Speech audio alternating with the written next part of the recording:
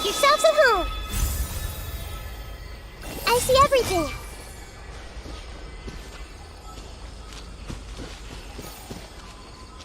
Hey!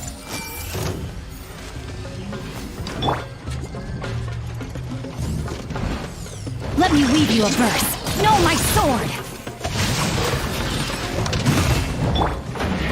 Stand with me! Out of my way!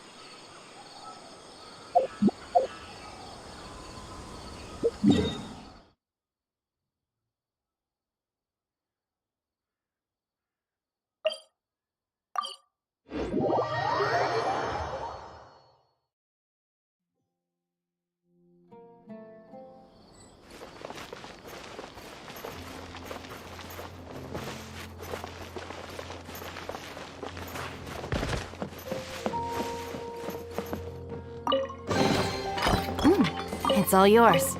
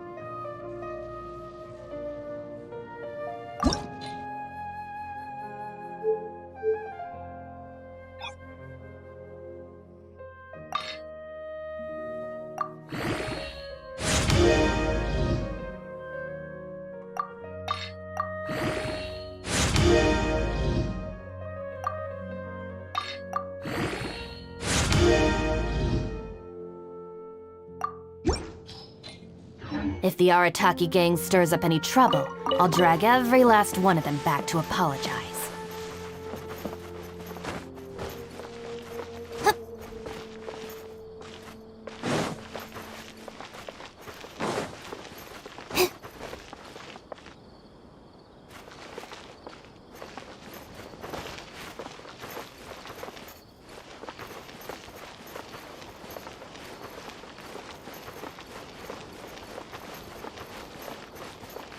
I think it's way better to stay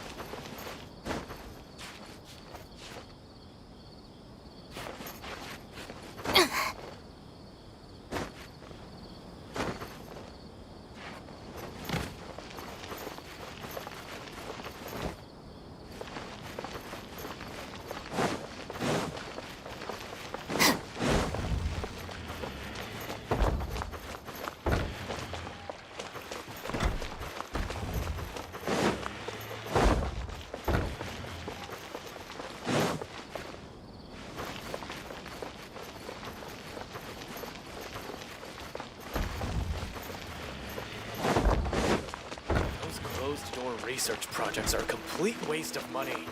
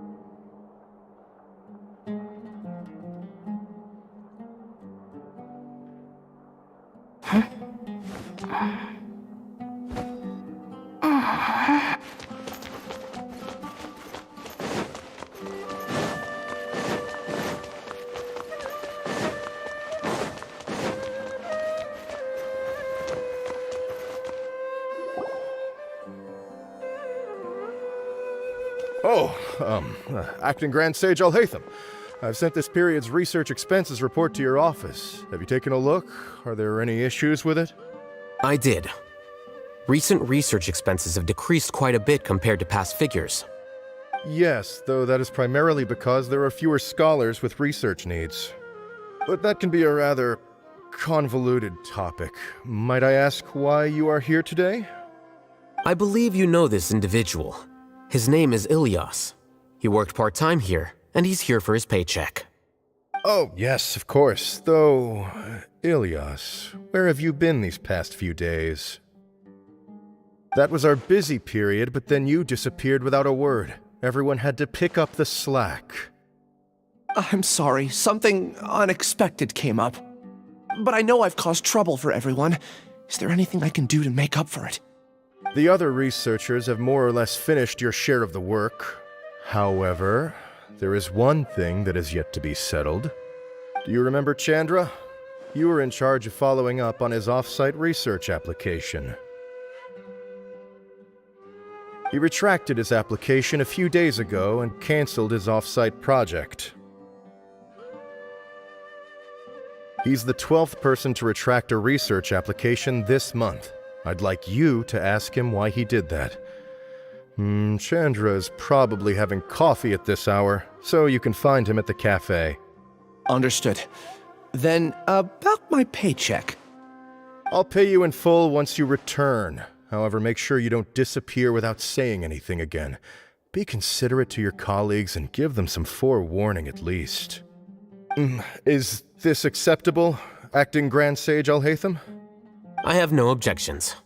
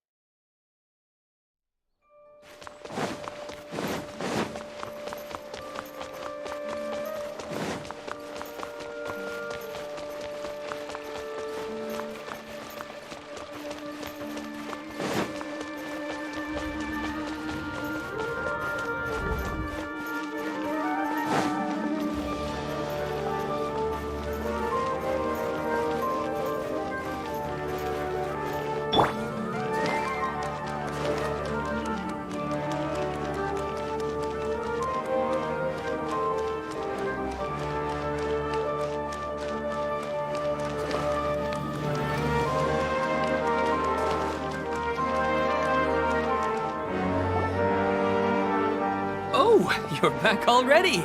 How'd it go? We have an emergency on our hands. Please notify everyone here that while they can continue to discuss their dreams, they mustn't try to visit or recreate the locations and scenes that they have been experiencing in them. What? All right, if that's the wish of the great Dendro Archon. But could you at least tell me what happened? You all look so serious.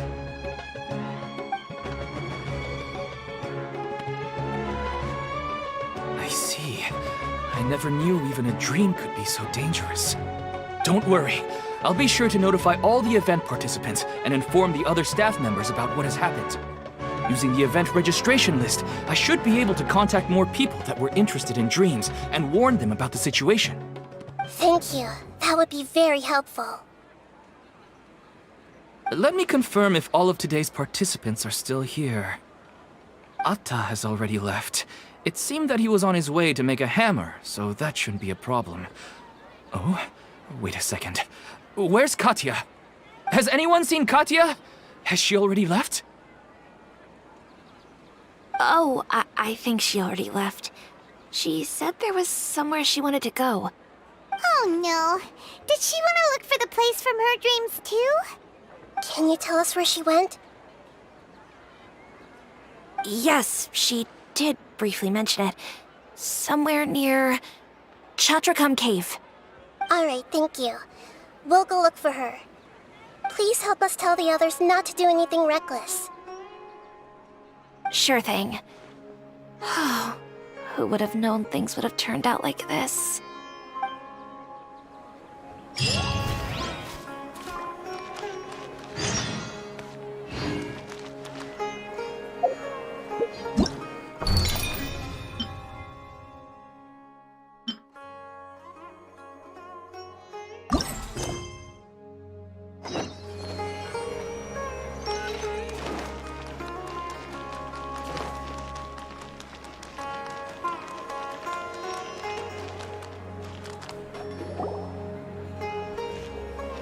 Elias? Long time no see. What can I do for you? I heard that you canceled your research project, so I'm just here to ask you why. Oh, that. It's really nothing special. I just don't feel like going anymore. I'm not the only one who canceled, right? I mean, people have had no motivation to conduct research lately, haven't they? No motivation to conduct research? Yeah. Say, who might you be? You look sort of familiar. Oh, don't mind me. Please, continue. Well, with the downfall of the Sages not long ago, many of the projects that they led were put on hold while they were being investigated. With the situation being so volatile, people are picking up random things to do to kill time. No one wants to risk starting any new research until it's clear how things will pan out in the future. When you say how things will pan out, you actually mean what the new sages would have interest in, right? Wow, talk about blunt. But that isn't the only reason for the lack of motivation to start new research. So what are the other reasons? Well, because the Akasha terminal shut down. I'm sure you're all aware that we require all kinds of knowledge to perform any of the research we do. Back then, the Akasha would respond to any of our requests for the knowledge we needed. It was beyond convenient. We didn't have to spend an extended amount of time studying, so we were able to immediately run various tests and experiments. I see. You get it, right? After having had a taste of something so amazing, who can be bothered to manually sift through data and files ever again? There are only a handful of people at the academia who are starting new projects or performing research. Most people are like me, waiting for a recognized researcher to start a project before immediately applying to join. Although our names will be further down in the paper, we'll have a much easier time. We don't have to do most of the mental heavy lifting. All we have to do is focus on our assigned tasks.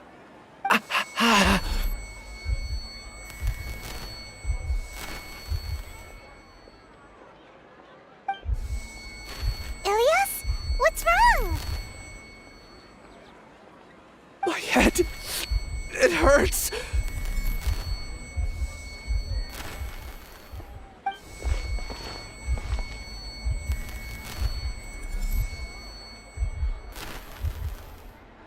I remember now. I remember what Siraj said to me as he approached. You will become Siraj number 36. Fuse yourself with a consciousness under my control. Think only in accordance with a set module. Like a worker bee in a beehive. Paimon doesn't get it. What does that even mean? It's what Siraj was researching and the topic of the thesis he had submitted. Collective consciousness and the path of evolution.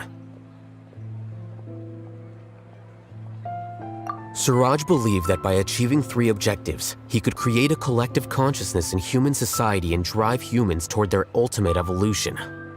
First, he would rank test subjects in descending order of ability, with number 1 serving as the overmind.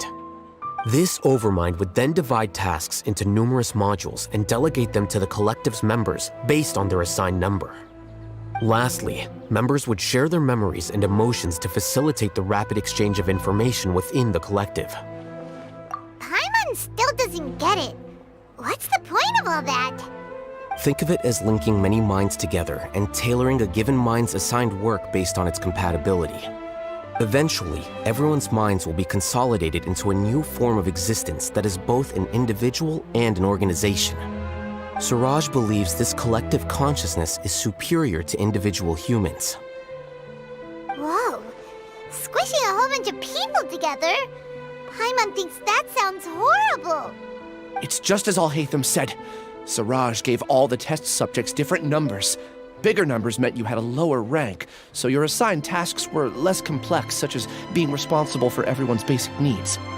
Smaller numbers were ranked higher, so you'd be given more complex assignments like planning for the future. Suraj referred to me as number 36, and I think that was a low-ranking number. I also recall that Suraj said his plan was proceeding very quickly, and that the hive would soon be complete. Oh no, then we gotta hurry! We have to stop him before it's complete! I tried my best, but that's all I can remember. I still can't recall where the cave is. I'm really sorry. Take your time. You'll eventually remember it all. However, something doesn't seem right. Some details don't add up. What's off? You were only designated as number 36? What a shame. From what I can see, your talents merit a smaller number. I'm not sure what Suraj's numbering system is based on. Anyway, we're done here. Let's go. Please, wait. I heard you all talking about Suraj just now. Are you looking for him? Huh? Do you know something? Well, Suraj is pretty popular as of late. I heard he's gained recognition from a lot of well-known researchers. Supposedly, he's a strong contender for being one of the next sages. There are many who would give up everything to be a part of his research team.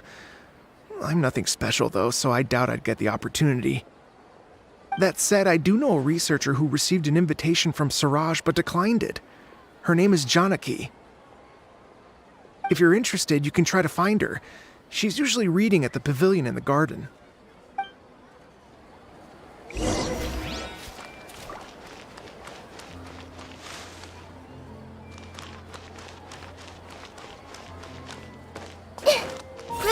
Grow!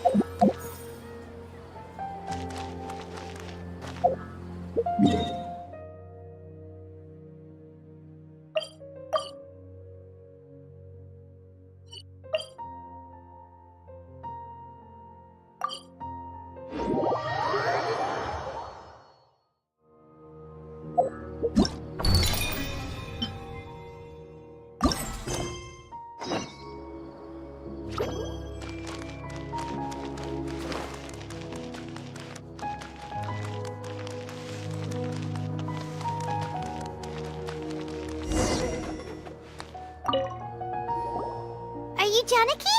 We'd like to ask you a couple of things about Suraj. Ilyas? Do you know me? I'm sorry, but I don't recognize you. Are you playing dumb with me? No, I'm not. I actually have amnesia, so I've lost a lot of my memories. And? Are you trying to say that I should forgive you just because you've forgotten what you've done? Or are you using the acting grand sage as backup to settle things with me? The two biggest loners teaming up. What a terrible thought. That's enough. There seems to be a dispute between the two of you, but I have no interest in that. I heard that Suraj once invited you to join his project. Is that true? So, what if it is? Suraj did extend an invitation to me, and I was also interested in his project. I think it was about collective consciousness or something. Anyway, he said that I could be number 45. I refused because I thought that rank was too low. No one wants to be placed at the bottom. Certainly not me. Ilyas is number 36, and Janaki was supposed to be number 45. Ugh, just how many people did Suraj have his eyes on? Tell me, Did Siraj tell you how he assigned numbers? Yeah. Remember how the sages took advantage of the Akasha and extracted Yana energy from our heads back then? They left a document that records the amount of Yana energy that the Akasha had extracted from each person. I don't know how Siraj got his hands on that document, but he used it as the basis for his numbering system. I see. He believes that this data can be used to evaluate a person's computing power. Putting aside the validity of the data, it is meaningless to judge individuals based solely on their Jnana energy. At most, Jnana energy can only be seen as representing a portion of a person's abilities. Humans are complicated beings, so it is impossible to evaluate them using a single criterion. See? I knew I couldn't have only been ranked as 45. What else do you know about Siraj? That's it. He came to me, I refused, and that was the end of it. Is there anything else you needed? If not, I'm out of here. I've had enough of this eyesore. Please, wait. I still want to know what I did in the past. You really forgot? I swear, I don't remember anything. Paimon can vouch for him. The mantra also said that he truly lost his memories. I see. You know what? It's better this way. I get angry just thinking about it, so I really don't have the patience to fill you in. All you need to know is that you got a lot of people in trouble back then, including me. That's all I have to say. Goodbye.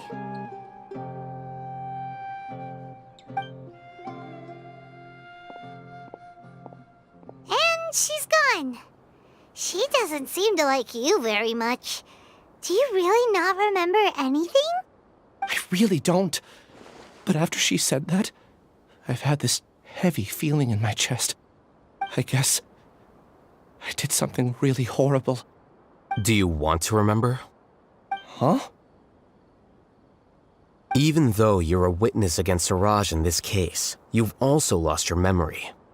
No one can force you to remember if you don't want to. Even if you manage to remember, all you would need to do is feign ignorance and tell us that you tried the best you could, but to no avail.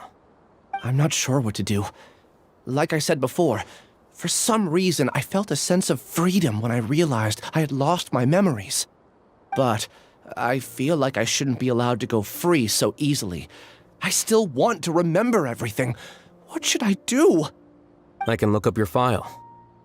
Something that caused trouble for a lot of people in the past must be on file somewhere. Would you like me to look into it? Yes, please. All right, then let's return to the House of Dana. We've spent enough time here, and you should go and get your paycheck.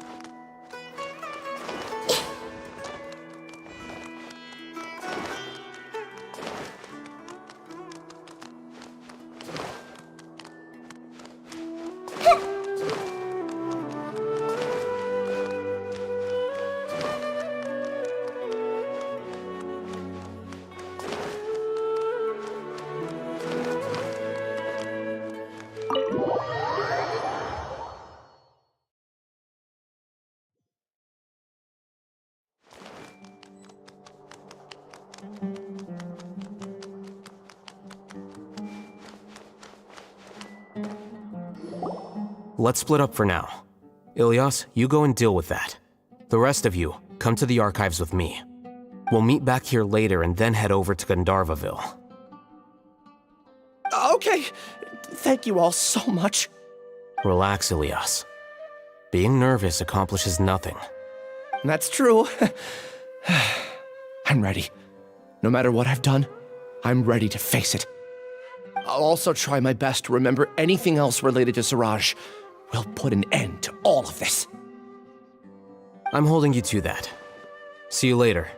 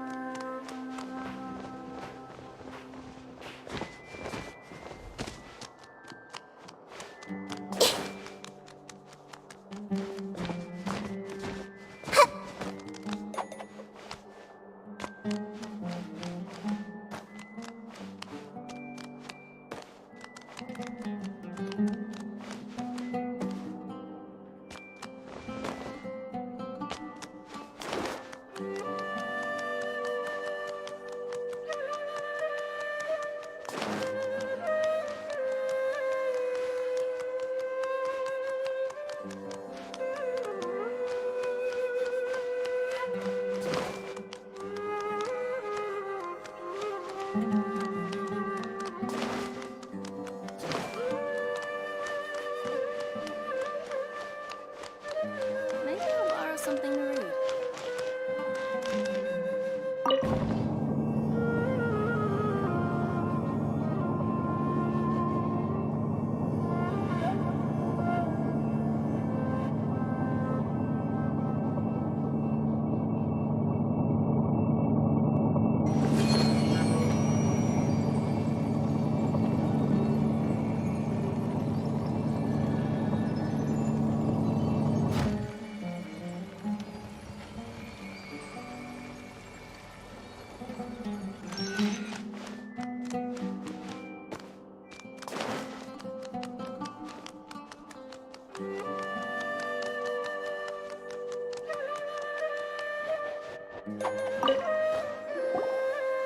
Okay. The important files from the last few years should all be here.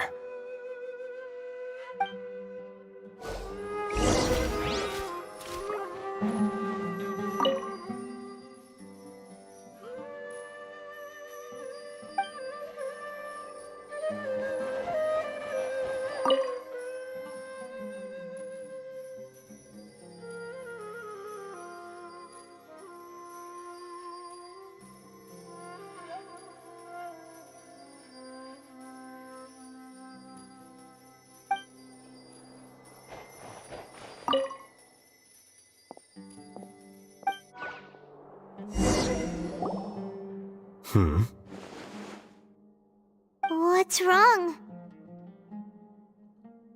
Nothing. Anyway, I found Ilyas's file. Let's meet downstairs.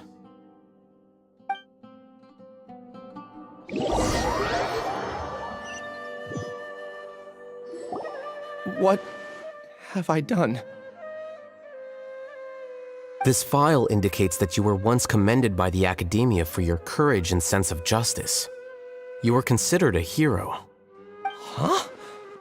Me? Yes. Your instructor was engaging in academic fraud, and you were the one who reported him. Your report was found to be true after a series of investigations, and your instructor was brought to justice by the Matra. This incident caused quite the commotion, and the academia sent you a commendation. What is it? Are any memories coming back to you? No, it's just... my head feels like it's being ripped apart again. It hurts. Did I seriously do that? Then why? Let's put this matter aside for now. It isn't directly related to Siraj, so there's no need to push yourself over it. I'm sorry.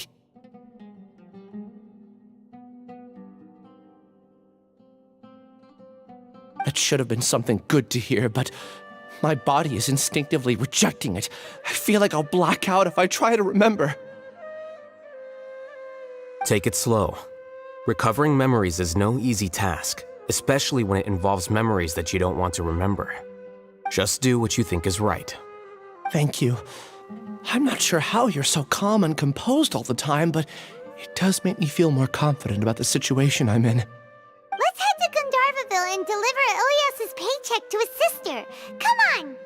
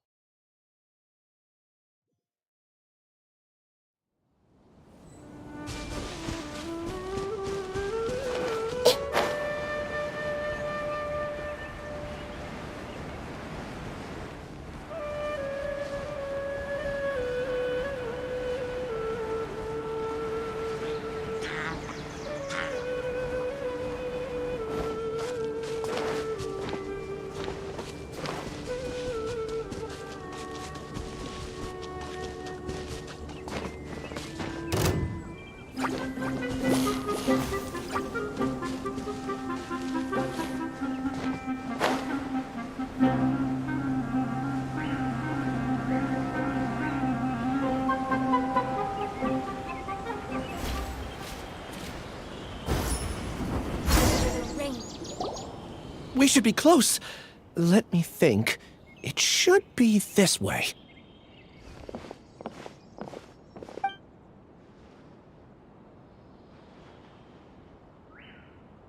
Ilias, what are you doing back here?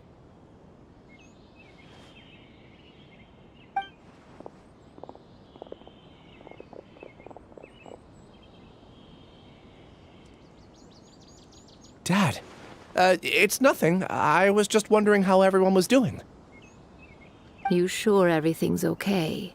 Did they bully you again? It's all right. You can tell us. Ilias, what's wrong? I'm fine. Just a minor headache. I haven't been getting much rest lately. Back then, I told you not to be a hero. Look how things turned out. I can't imagine how things are going for you at the Academia. We've even been receiving threat letters. You don't have to force yourself to stay at the Academia. You can always come back home. I'm all right. I just need a little rest. Ilias doesn't seem like he wants them to know that he has amnesia. Hey! That's enough, you two! Ilias isn't feeling well. You can keep nagging him once we get home. Ilias, let's find somewhere to talk. So, how's your headache? It's much better now. Oh, here. It's this month's paycheck. How's everything at home?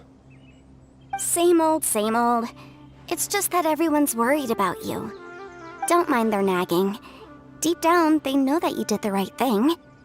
It's just that after hearing a lot of bad rumors about you and seeing all the threatening letters, well, they're mom and dad.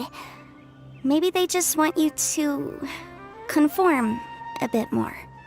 Conform. Yeah. You don't remember? After the incident, you... Ilias? What's wrong? Ah, I see. I remember now. Don't worry, I remember now.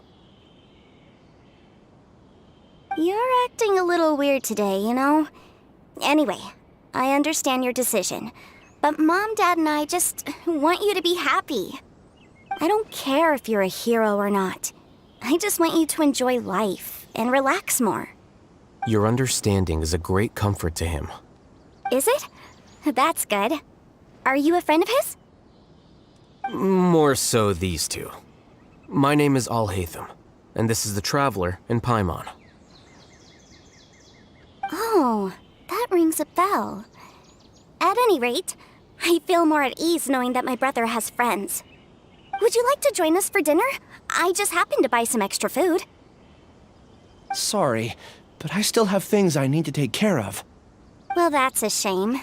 Okay, I'll get going then. Take care of yourself, Ilias. Don't worry. I won't do anything to make you guys worry again. You remember now? Yes, I do. Thanks for that. You know, you don't seem like such a bad person. Is that your way of conveying gratitude? Oh, my apologies, but I meant every word. Remember when I asked at the tavern if we had ever met? I said that there was a sense of familiarity, but what I really meant was a sense of loathing. Loathing?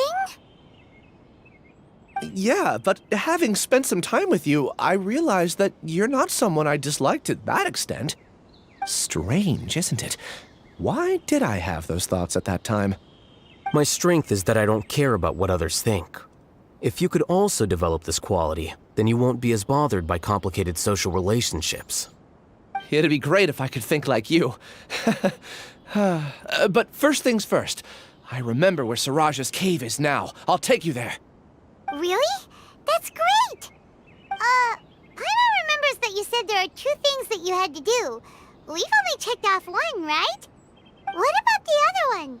Are we not gonna do that first? There are more important things at hand. We have to stop Siraj before he completes his collective consciousness, or it'll be too late. You're right. Let's head out! For the next interview, we'll start with these questions.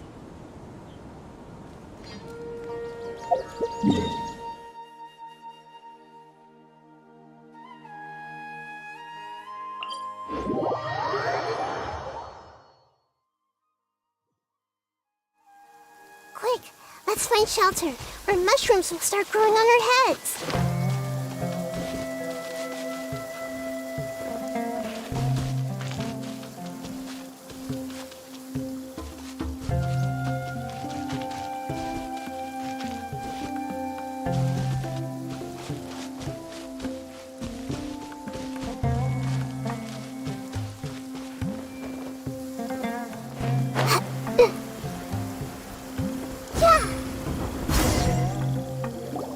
This is the place. It's so well hidden. But there's nothing spooky about it. Let's go inside and take a look.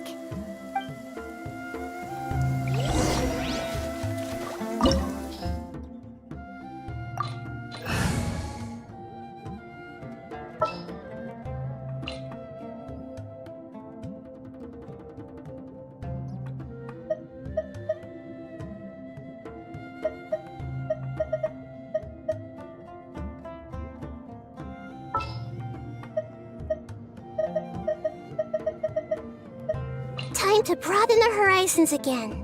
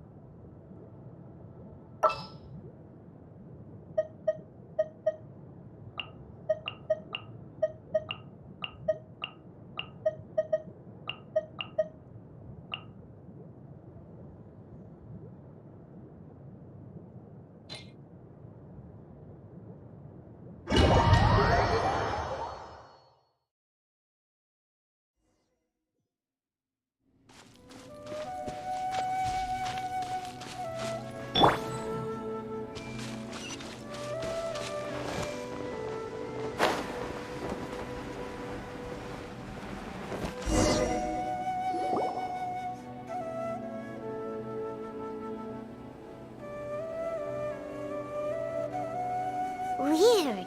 It's bigger on the inside than Paimon imagined. Are you sure it's still a work in progress? Ilias, do you remember this place? Huh? Ilias! Where'd he go? I don't sense him nearby. Did he get separated from us? Should we wait here or turn around and look for him? There's no need for that. Let's keep moving. Alright. We'll see if he catches up to us.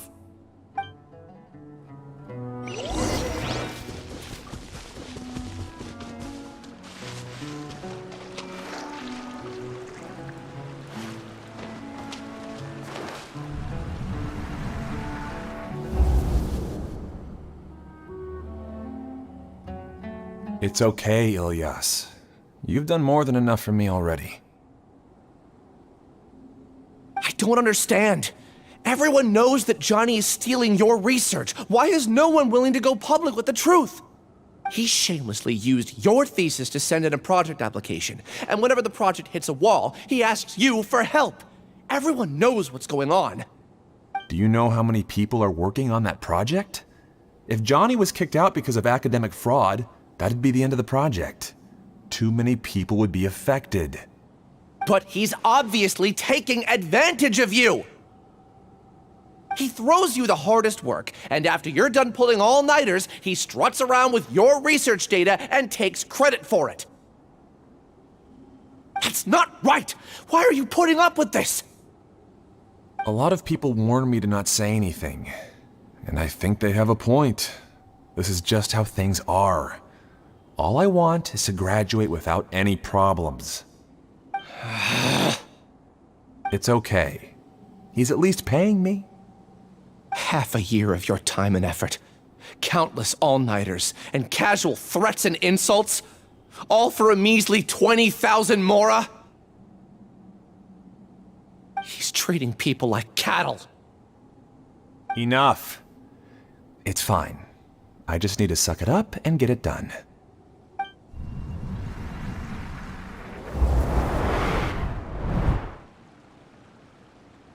What's the matter? Huh? You could read minds this whole time and you never told Paimon? Of course not. I was also able to see those memories just now. They were probably the ones that leaked out while Ilyas was connecting to the collective consciousness. Connecting collective consciousness? It's clear that this place isn't a work in progress. The hive has long been finished. The collective consciousness project is already complete, and Ilyas is now returning to the collective. Not entirely. Keep walking and you'll see why.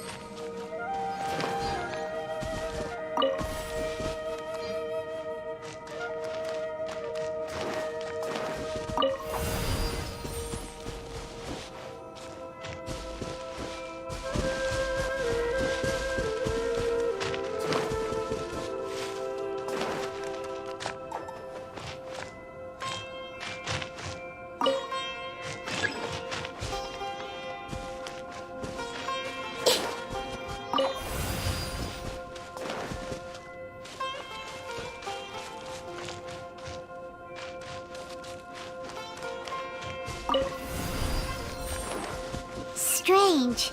That doesn't seem right. Maybe we need to use 2 keys at once.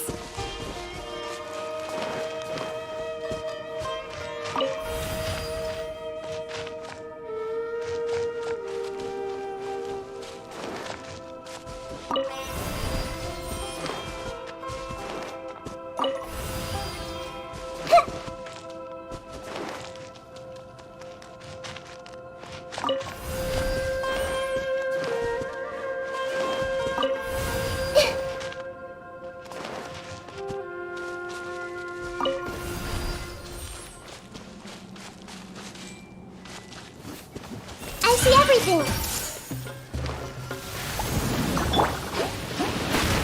Our bond is... Rain Cutter, rain outlines your fate. flicker.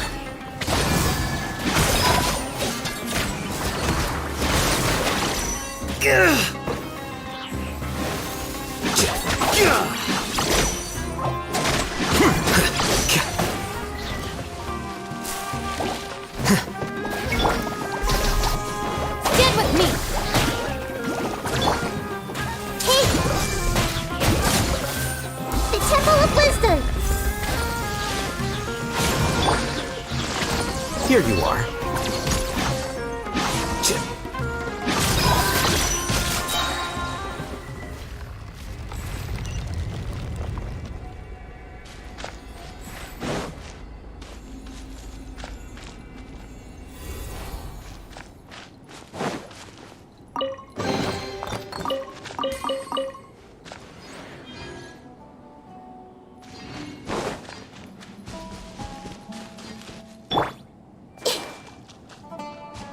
It's completely different from what Ilyas said.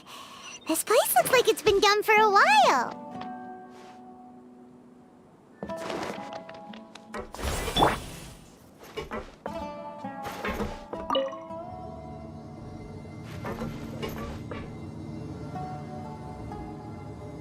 Contributing to the collective by only thinking to your strengths. How easy.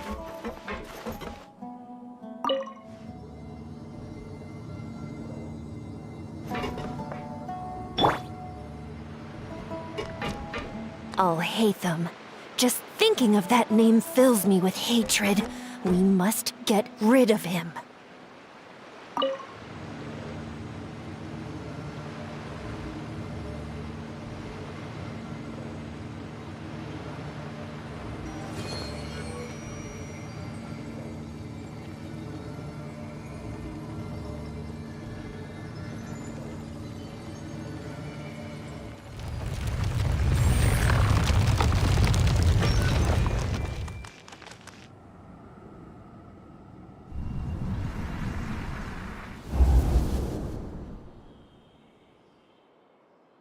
An entire year's worth of work down the drain. And for what? Your reputation? Do you have any idea how many people you've brought down? You could have played hero any time, so why couldn't you have waited until the project was complete? I don't understand what you guys are saying. Are you saying you don't care that Raju jumped to his death? It's a shame. What happened to him? I thought he was stronger than that. Everyone has been working hard to complete the project. He could have endured for a bit longer, but he chose now, of all times, to... In any case, we're done with you. Because of your recklessness, the Matra are putting Johnny on trial. This project is done for. None of this affects you at all. But do you know how many people, myself included, needed this project to complete their studies? Now our futures are up in the air. If worst comes to pass, we might not be able to graduate. Do you understand now? I'm sorry. There's no need for an apology. It's not like I'll accept it anyway. You'll pay for this.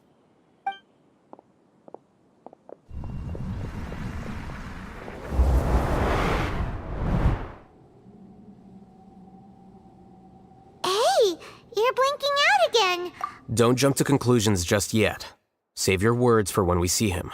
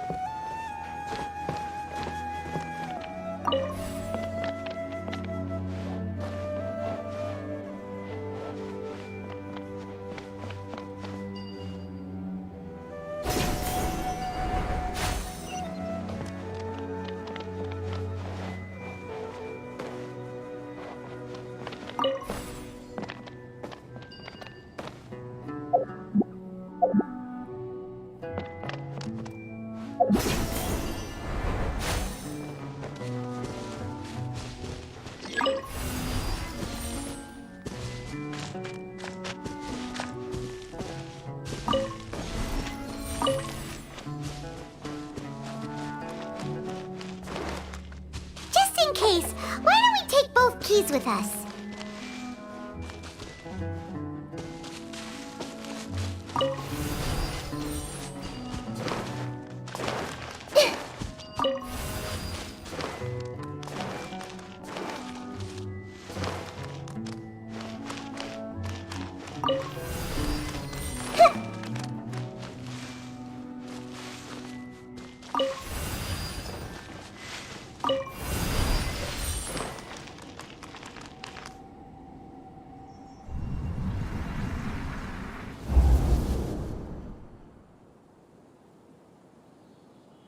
Alias, this is all very strange.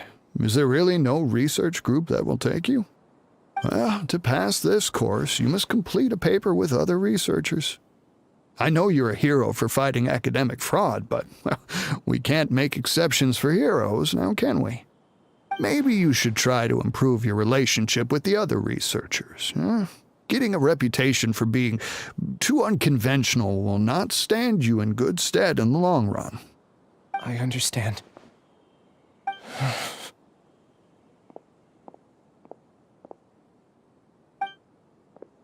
You seem troubled. Who are you? Where are my manners? My name is Siraj.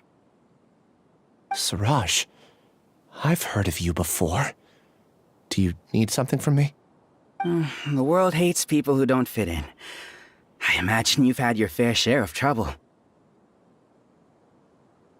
After you reported Johnny for academic fraud, you were ostracized and shunned. Even your family can't understand your actions.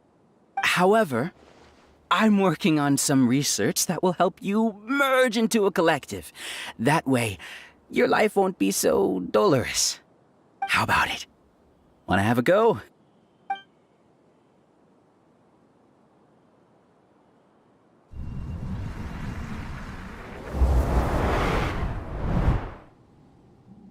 What did you see? Paimon can't believe it! He really did trick us! That giga jerk!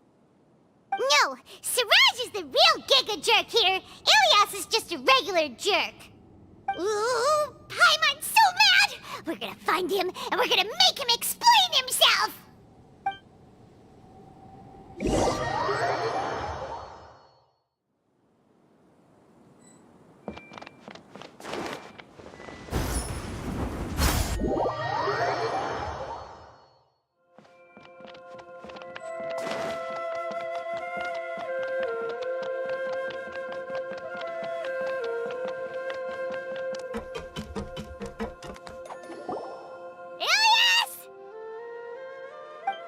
You've come.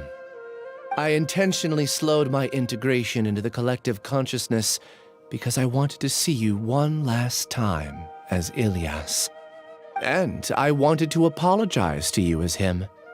It was only at Gandharvaville that the second thing I must do occurred to me. Bring you all here.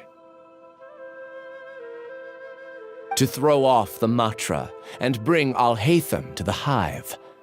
That was my task as Siraj number 36. You were already Siraj number 36?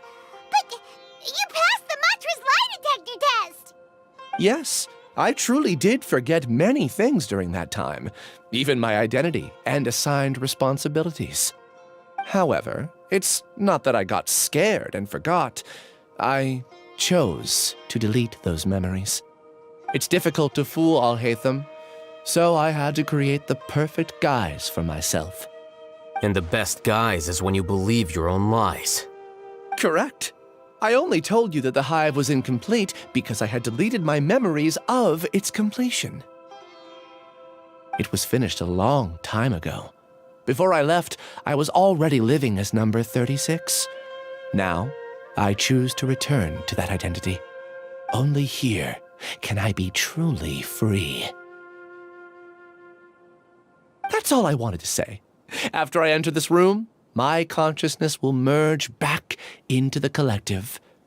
And so, this is goodbye. Is this your decision?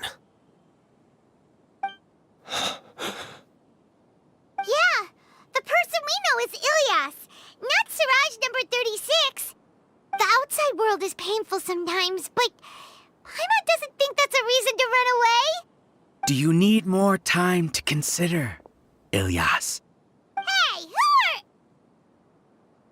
are... That is Siraj.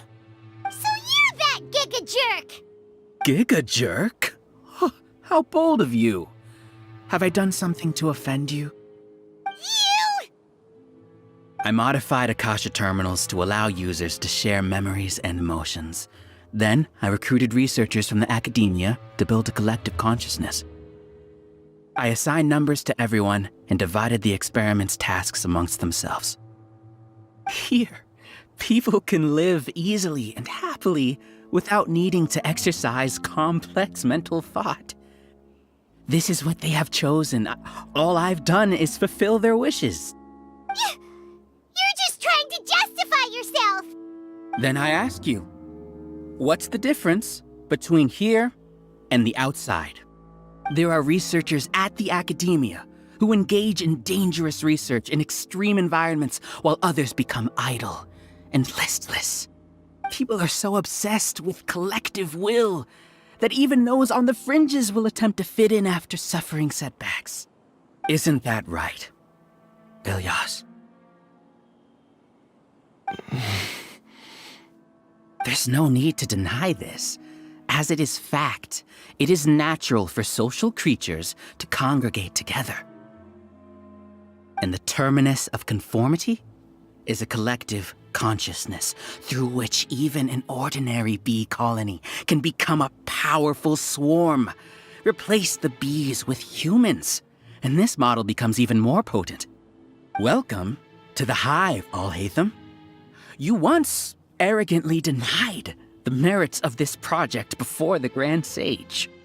A few simple words from you, and my research was consigned to nothingness. Of course, I'm well aware that you don't care about any of this.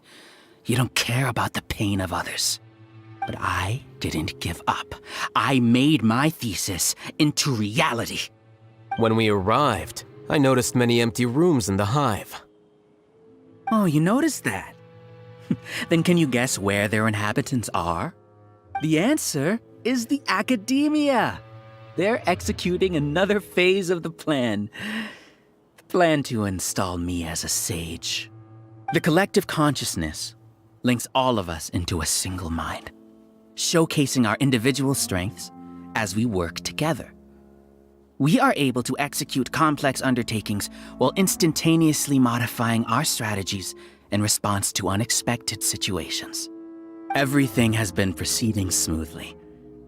You are our biggest obstacle.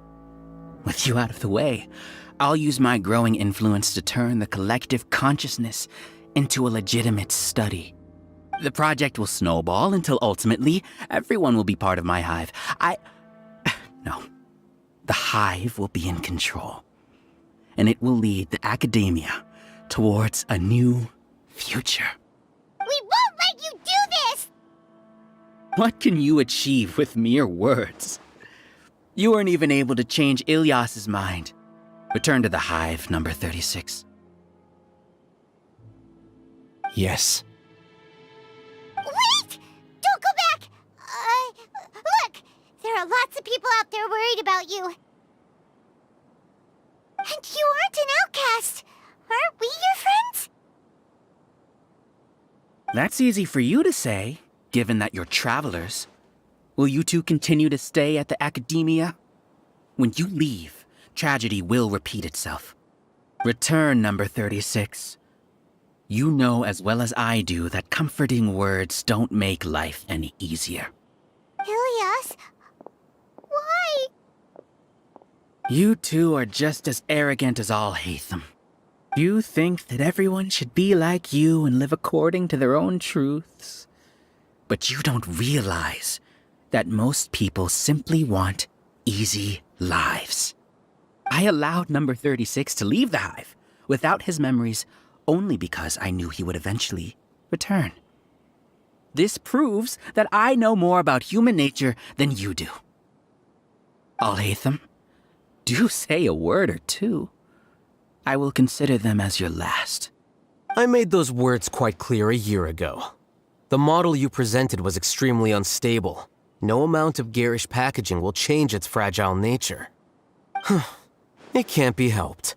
If you were clever enough to realize those problems, then you would have been aware that the Hive changed when Ilias returned to this collective consciousness of yours. What? What's happening? The collective needs motivation to execute its plans, just as machinery requires energy to operate. That's why you, as the Overmind, synchronized your hatred of me into the collective, prompting them to create and execute a plan to eliminate me. However, when Ilias returned to the collective, his memories and emotions were shared with the rest of its members. This includes his perception of me. Thanks for that. You know, you don't seem like such a bad person. Strange, isn't it? Why did I have those thoughts at that time? This contradicts the hatred you had provided them, and these two differing emotions will give rise to new conflict. So that's it. Wait, so you knew that Ilias would return to the Hive? And then you pretended to keep him around just to fool Siraj. Wouldn't expect any less from you, Alhaitham. Once the collective consciousness bugs out, we'll take that opportunity to... wait. It's back to normal already. Alhaitham, I told you. You're too arrogant. Did you really think that your little scheme would be enough to destabilize the Hive? Ilias's return had indeed introduced abnormal emotions into the Hive, but such a meager drop cannot give rise to waves. Your struggle has been in vain, and it's time to end it. Allow me to show you what makes the collective consciousness so formidable. So many monsters. Where did they come from? And something feels off about them. I also integrated monsters into the collective, though I ranked them last. Even so, they are part of it. Despite their lack of intelligence, perfect cooperation can be achieved, much like soldiers who have undergone strict training. Now then, drown in endless waves of monsters. You will all pay for your ceaseless arrogance. Hey, Alhaitham? Your plan didn't work, so what do we do now? I've already sent my gift to the collective. It'll take some time for the recipient to receive it. You two just need to brace yourselves for the nuisance in front of us. Well, alright. Paimon doesn't know how you get so confident, but we'll hold them off for as long as we can.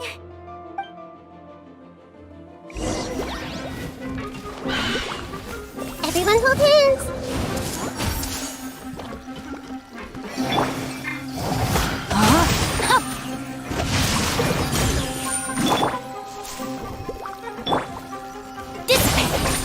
Alhaitham isn't that bad of a person. But it has to be done. He must be eliminated so that we can evolve. You see? That is the will of the collective. Even with the hatred gone, they continue their work. An external anomaly cannot shake the collective's stability.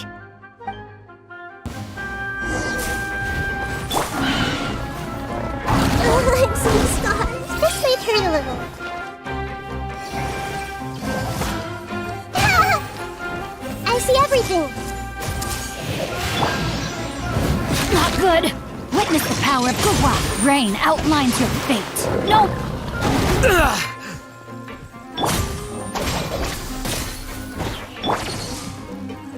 He won't hold out for much longer. He's a lot tougher than we imagined. Something's gone wrong at the Academia. The march route.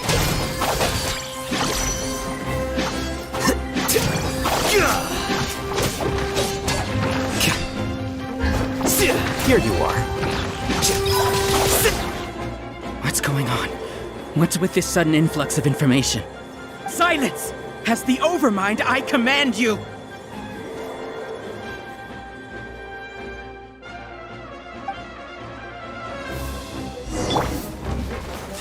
Hey,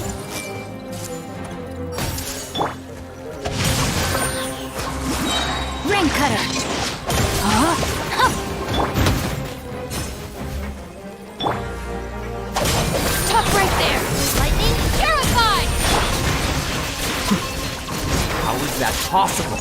Why hasn't it been resolved yet? Error in my judgment? The will of the Collective cannot be wrong. The Overmind must have made an error in his judgment. But Siraj is the most intelligent among us. He is number one. His judgment is the optimal one. Is that true? No, not necessarily.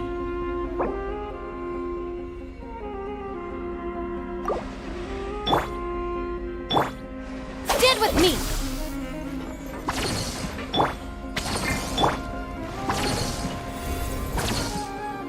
Rain outlines your fate.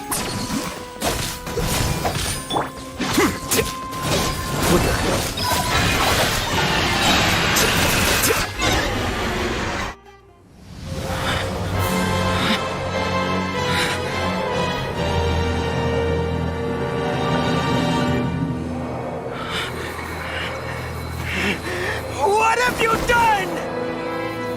Calm down. Don't you have an easy way to figure this out?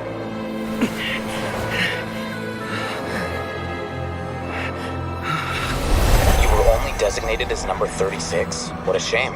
From what I can see, your talents merit a smaller number.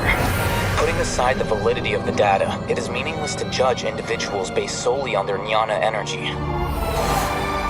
What you said to Ilias has now become a memory shared by all members of the Hive.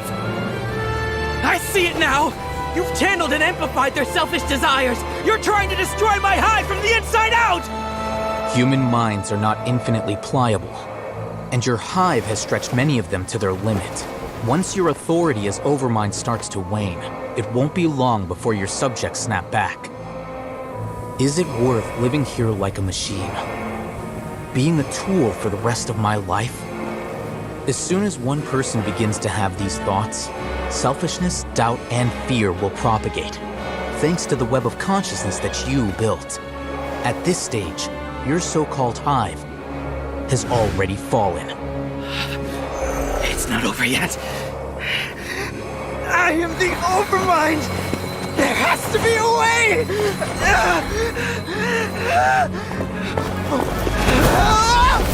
It's too late. Once the desires of the Hive accumulate, beyond a certain threshold, they will kill their king.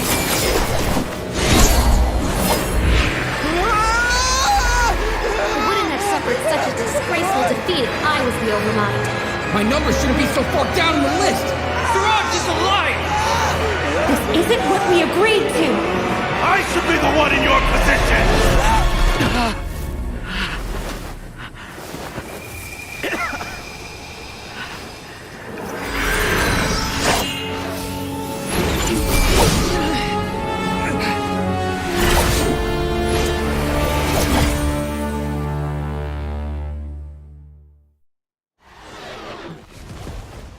The Hive shut down? What happened just now? Members of a collective consciousness are more likely to reach a consensus because of their shared memories and emotions. For example, Ilias did have differing perceptions, but he ultimately followed the collective consciousness's judgment. However, this system is far from perfect. Based on this logic, the collective consciousness will generate an intractable diffusion effect upon encountering negative emotions. The disturbance that Ilias caused wasn't for naught. It made the collective question the Overmind. Setbacks in the plan further amplify doubt, which diminishes the Overmind's influence. This inevitably causes the collective to generate negative emotions. Apprehension, disappointment, panic, avarice.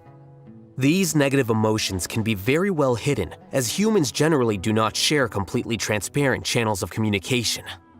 But in the Hive, where there are no secrets, negativity can spread like a tidal wave. Of course, what I said to Ilias was the trigger for all of this. A few words were enough.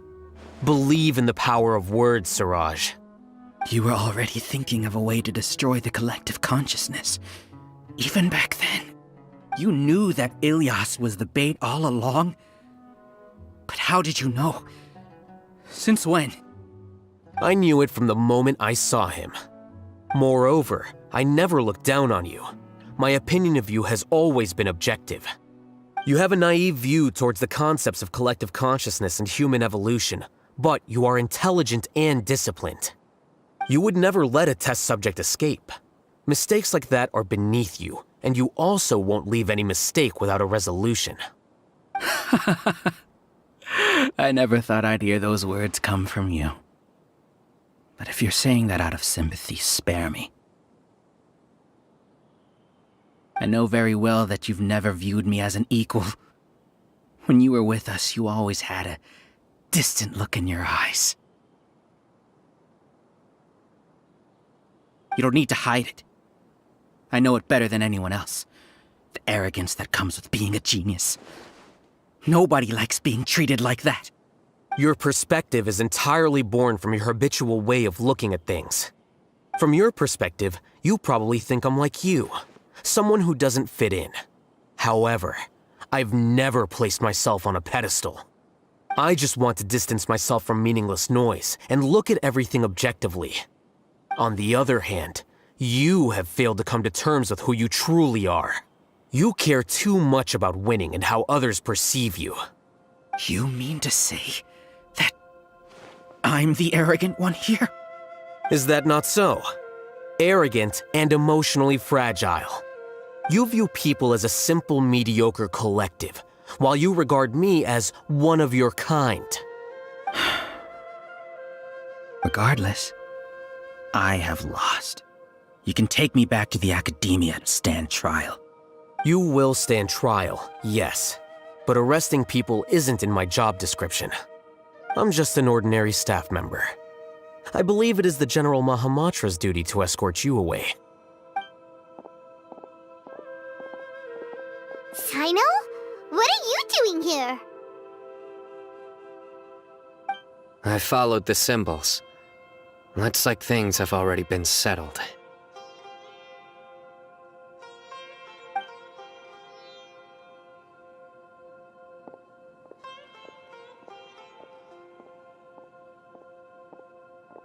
Symbols? I left a similar picture in my letter to him, and I made several similar symbols on the way here. Wait, what do you mean you left a letter? Oh, Paimon remembers! When Paimon first saw you, Arav said that you had left a letter for Sino. So you really did know that something was up with Ilias from the start! You lied to us too! It'd be best if you didn't spout nonsense. I never employed any mode of trickery on you. By the way, I came across some information at the Academia a few days ago. If you practice the method discussed therein, your vision may improve. Do you need it? Seriously? This guy. By the way, Sino, Paimon heard that Siraj sent more people to the Academia. We can't let those jerks get away! Don't worry. The Matra have started screening suspicious persons, and we've already arrested many of Siraj's associates. This was likely one factor that caused the Hive's consciousness to waver. Everything went as you predicted, All-Hatham. Good. Seems like the interesting part is already over. I'll leave the arrests to you all. See you.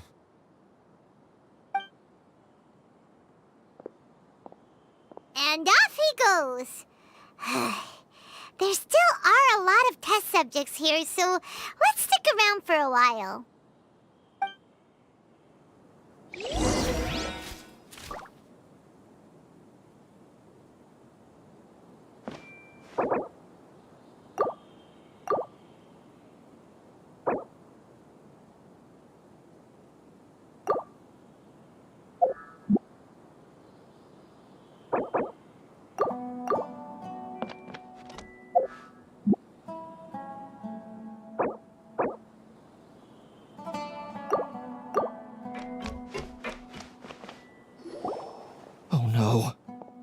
Oh no. I was involved in all these plans to get rid of the acting Grand Sage? What came over me? How could I do something like this?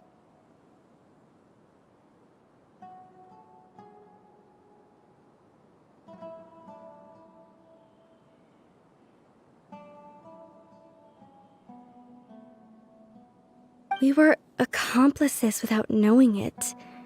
But I'm afraid that Alhaitham might pressure the Matra into giving us heavier sentences. Whether he's the scribe or the acting Grand Sage, we can't afford to offend him. It seems our future at the Academia will be full of uncertainties.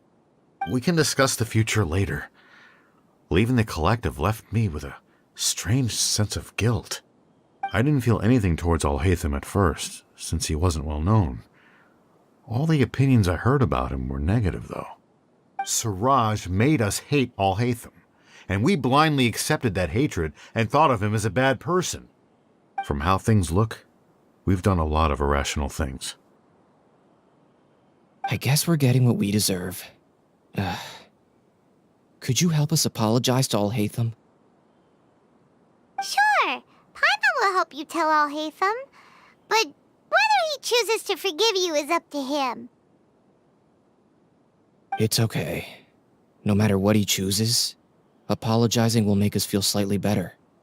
If he chooses to remember this, we're prepared for our punishment. It's time to go. Let's go.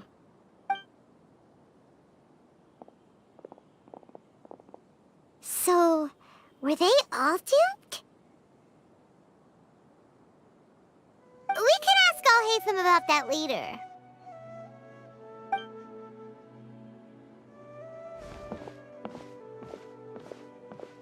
Looks like I can't exist as Siraj number 36. Yet, my life as Ilyas goes on. When I was at Gandharvaville, I thought about whether I should just come forward with the truth. But I didn't have the courage then. So in the end, I lost my sense of justice, but I also wasn't able to conform. Ilyas? Don't be sad. I'm the one who deceived you. However, I didn't come out of this completely empty-handed. The moment the hive collapsed, an idea popped into my head. I realized that the collective I was always trying to fit into wasn't as powerful as I had imagined. Understanding that gave me courage somehow. Perhaps one day I could be just like Alhaitham and not care about what anyone else thinks. You can do it. Paimon believes in you. Thanks. Well, I should get going. I'm one of the primary suspects in the case, so I'll have to receive my due punishment. Can you keep this a secret from my parents and my sister? I just don't want them to worry. Also, please apologize to Alhaitham for me. Goodbye, you two.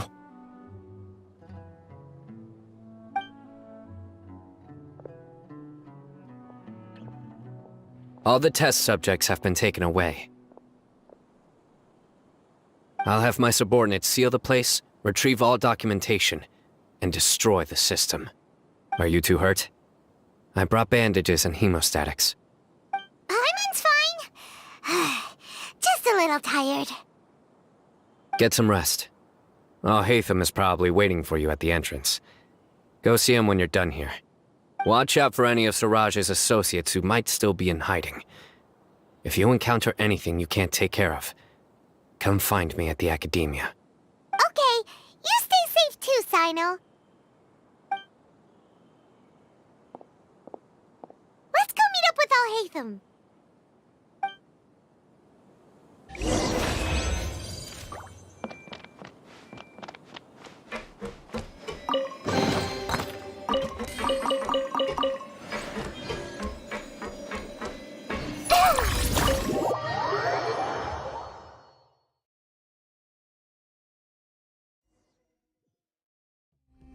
The matter's settled. We can return now. I actually thought it would have been settled sooner. This took much longer than I expected. Judging by your faces, it seems like you two still have some questions. I respect your curiosity, but I'm off the clock now, so I'm not going to field any questions. Hey, we're not your colleagues! You couldn't tell that was an excuse just now? What? Are you kidding me? You're not leaving today until you explain what happened back at Siraj's secret base!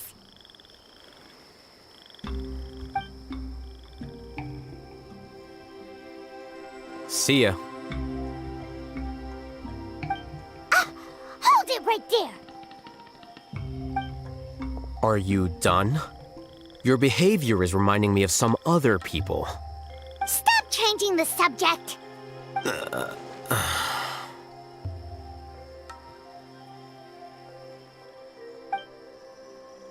It's too much of a hassle to explain everything from the top. You know what? Come with me. Where to? You'll know when we get there.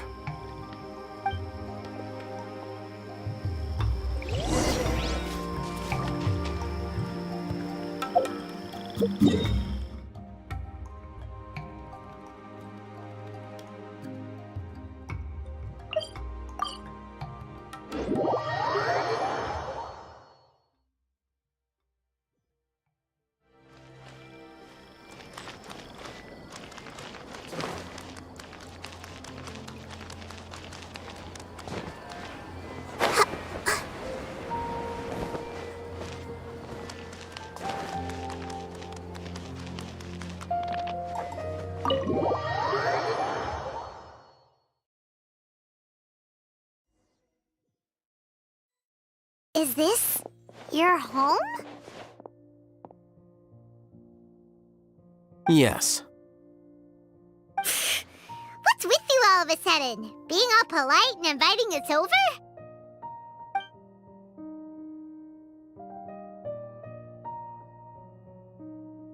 Ah, you're back. Quick, come help me see if this painting's all straightened. Huh? Who are they? Stop making a fuss. They're obviously guests. You're not from the academia, are you? I'm unsure she's seen you before. You're that person from that time in that one place! Wait, what? How do you know me? Oh no, do people know that I live here? What? You're embarrassed only now of all times? Oh, you guys are roommates! Yes, we are, but keep that to yourselves. Please, don't tell anyone else. I keep a few books on collectives and the subconscious here at home. I'll get them. You all chat in the meantime. Hey! Hey! You're leaving just like that? What's the deal, Alhaitham?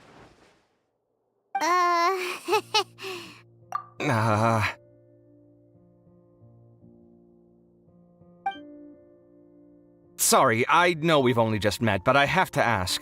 Are you, you wouldn't happen to be actors that Alhaitham hired to pretend to be his friends, would you? What? Guess not. I've never seen him invite friends home before, so please excuse my surprise. You guys get it, right? You know, with his temperament and stuff. But aren't you friends with him? I wouldn't say friends exactly. Okay, well, we used to be, but we're not anymore. Huh? Don't worry about it. My name is Kaveh. I'm sorry to have met you under these circumstances. Anyway, please don't say anything about me living here. You seem like you got a lot going on. So maybe Samora will make Paimon shut up. Are you serious? How could you? Of course. You're Alhaitham's friends. What? That was a normal response. You exposed your own weakness. Still, why do you have to treat me like he does? Judging by the deafening din coming from the living room, you all must be getting along quite well. Entertain your own friends, why don't you? I'll leave the books here.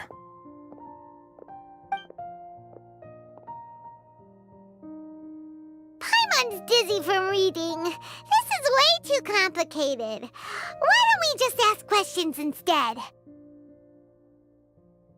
Paimon wants to know, oh, how did you know about the collective consciousness's weakness? A year ago, Siraj presented his thesis to the Grand Sage, who offhandedly asked for my opinion. I actually responded with 2 lines of reasoning.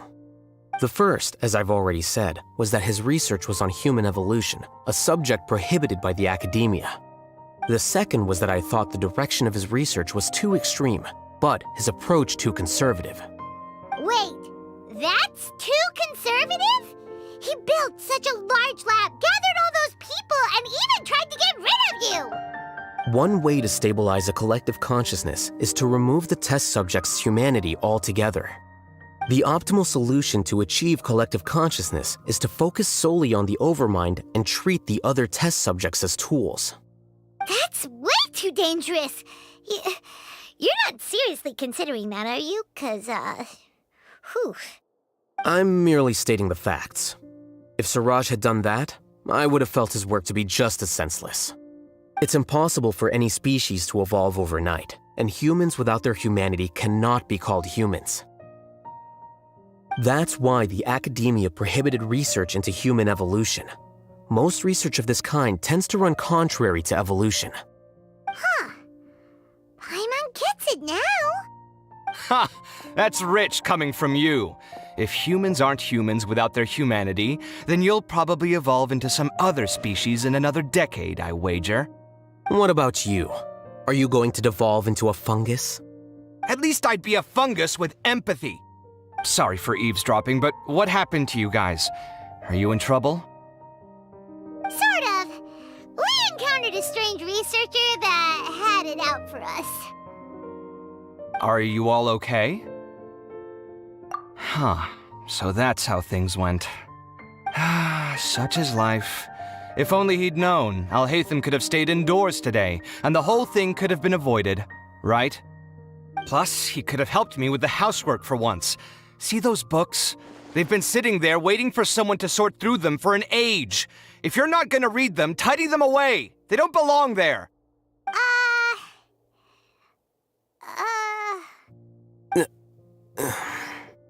Can you feel the awkwardness in the air? I hope you're aware of your lack of conversational skills. Oh, so the pot's calling the kettle black, is he? Well, having said all that, are you okay? I'm doing quite well. Much better than that painting you're trying to hang on the wall. You don't understand anything. Stop criticizing my taste in decoration.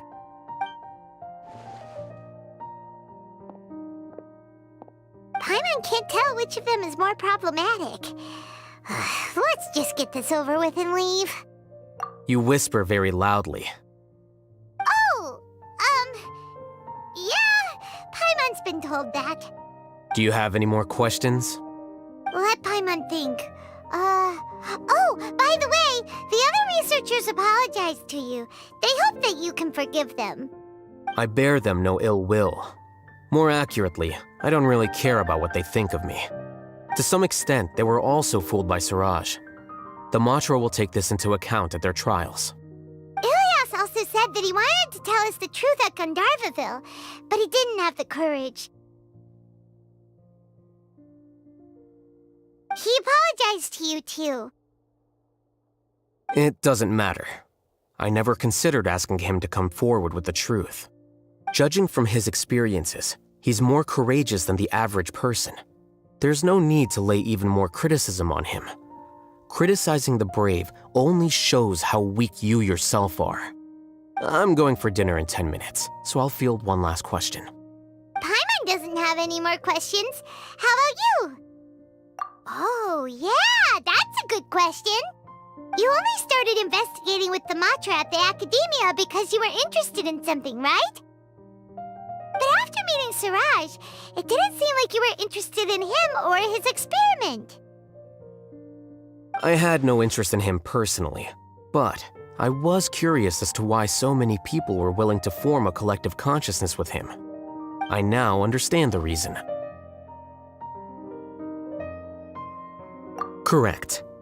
The fall of the sages and the shutdown of the Akasha terminals deeply affected the academia. The fact that Siraj's project attracted so much interest despite not being approved speaks to the lack of research projects as of late. As the acting Grand Sage, I'll have to figure something out. In addition, what happened to Ilias is worth our attention. Reporting academic fraud was the right thing to do. He didn't deserve the outcome that he had received. Paimon understands now. Oh, you're pretty serious when it comes to work, huh? I think minimum viable seriousness is a more apt description. I'll do my best to take care of this mess until my resignation is approved. Wait, your resignation? Yes. I've already submitted my resignation to the Academia. Soon, I'll resign as the acting Grand Sage and go back to being its scribe. I don't think Siraj knew about that. If he had waited just a few more days before acting, I would have already resigned. What he'd do then wouldn't have been any concern of mine. However, even without my input, his unstable model would have collapsed for some other reason, so it makes no difference. But why do you want to resign? I'm not suited to be a sage, nor do I want to be one. The official process to select the new sages is already underway, but this process is long and takes far too much time. If I serve as acting Grand Sage for too long, the position might become permanent. That would be troublesome. This job isn't something I want to spend the rest of my life doing. It's important to keep your priorities straight. Well, it's about time. You two should grab some dinner as well. Oh, now that you say that, Paimon's kinda hungry. See ya! We're gonna grab some yummies! See ya.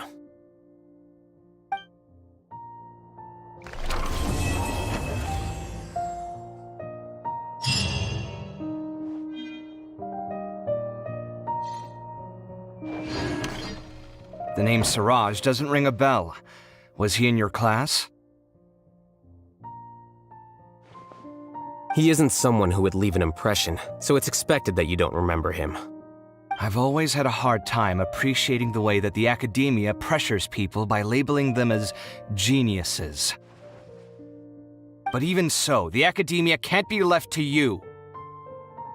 Or perhaps I should say that I'm delighted to see that you have a base amount of self-awareness. If the people in the Academia haven't gone mad, they'd know that I'm much more suited to be a sage than you. And I suppose they'd let everyone know that your career as a sage will be as shaky as that painting.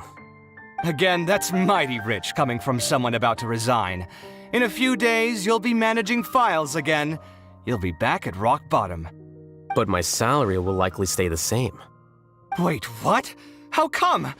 Why do you get special treatment?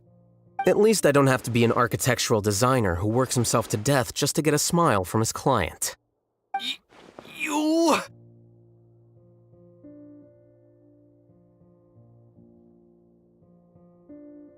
I took time out of my day to clean the living room for you, and this is the thanks I get for it? I'd have been better off catching up on my work. I still have designs to finish. Make sure to pay back the rent you owe me. I'm going to buy some furniture with that, Mora. What? Are you trying to annoy me to death? The decorations you buy keep getting uglier and uglier. What's the point of having a boring wood carving in your house? You'll have to blame that on my financial freedom. Fine! Go ahead and hide behind your financial success if you want. But if we forget Mora for a second, do you have anything of true value to boast about? I think I'd have too many choices, to be honest. You, on the other hand, can you think of any redeeming features at all? Artistry, for sure! You don't know the first thing about interior design. Don't go off buying random furniture unless you take me with you. So I'll have to bring you along and then buy you drinks? Of course! But why would I do that? It would just be another form of a loan, and you'd have to pay me back eventually. Can't you just be nice and not ask for the Mora back?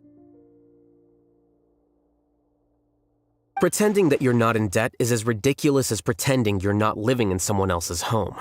Word will get out sooner or later. Speaking of which, your friends won't say anything, right? Tell them to keep all this a secret. There's no need to hide it so carefully. I think the truth's already out. You're such a lightweight that a few drinks at the tavern had you spilling all your beans. What? No, it can't be.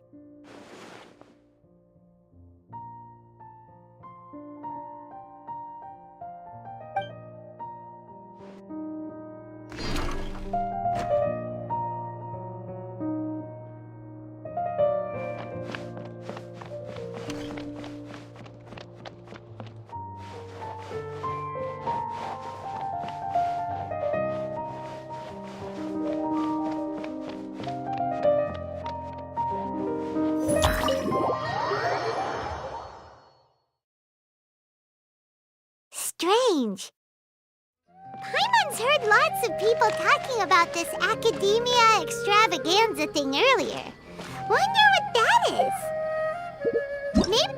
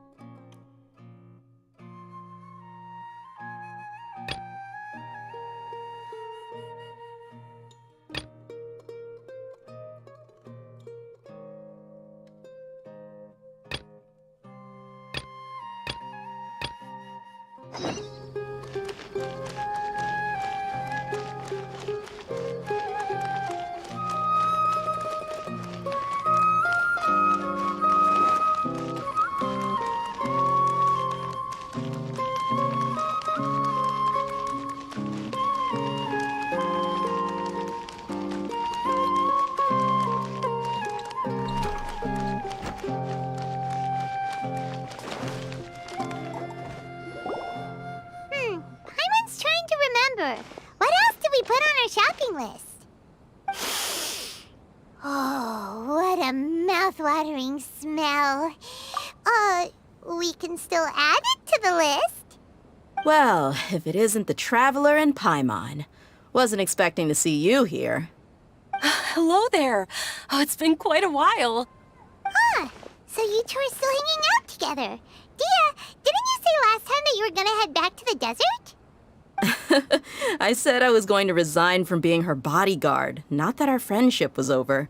We're still the best of friends. The Holmayanis also still post jobs from time to time. Their pay is always generous, so me and the other mercs never pass them up. I told Dia to just stay at our place when she took one of those jobs a few days ago. My parents were delighted. They even said that it always felt like we were missing someone whenever Dia wasn't around. That sounds like something they would say, all right. They're always so welcoming. Anyway, the job is already taken care of, so I was gonna head back to the brigade as soon as I finished a little shopping.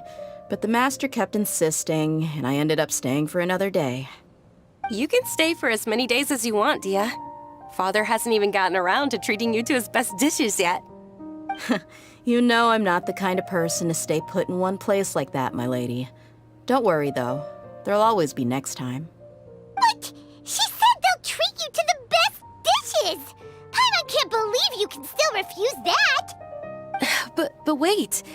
Didn't you say last time that you would take me on a trip to the desert? Why don't you just take me with you today, when you leave? There are so many places I still haven't visited yet. I'm sorry, my lady, but no can do. There's still a few things I need to take care of back at the brigade. Besides, the desert hasn't exactly been the most peaceful place lately. Oh, come on. Not this again. That's also what you said last time and the time before that. I know, I'm sorry. Just give me some more time, and I promise I'll plan the best trip ever for you. All right, fine.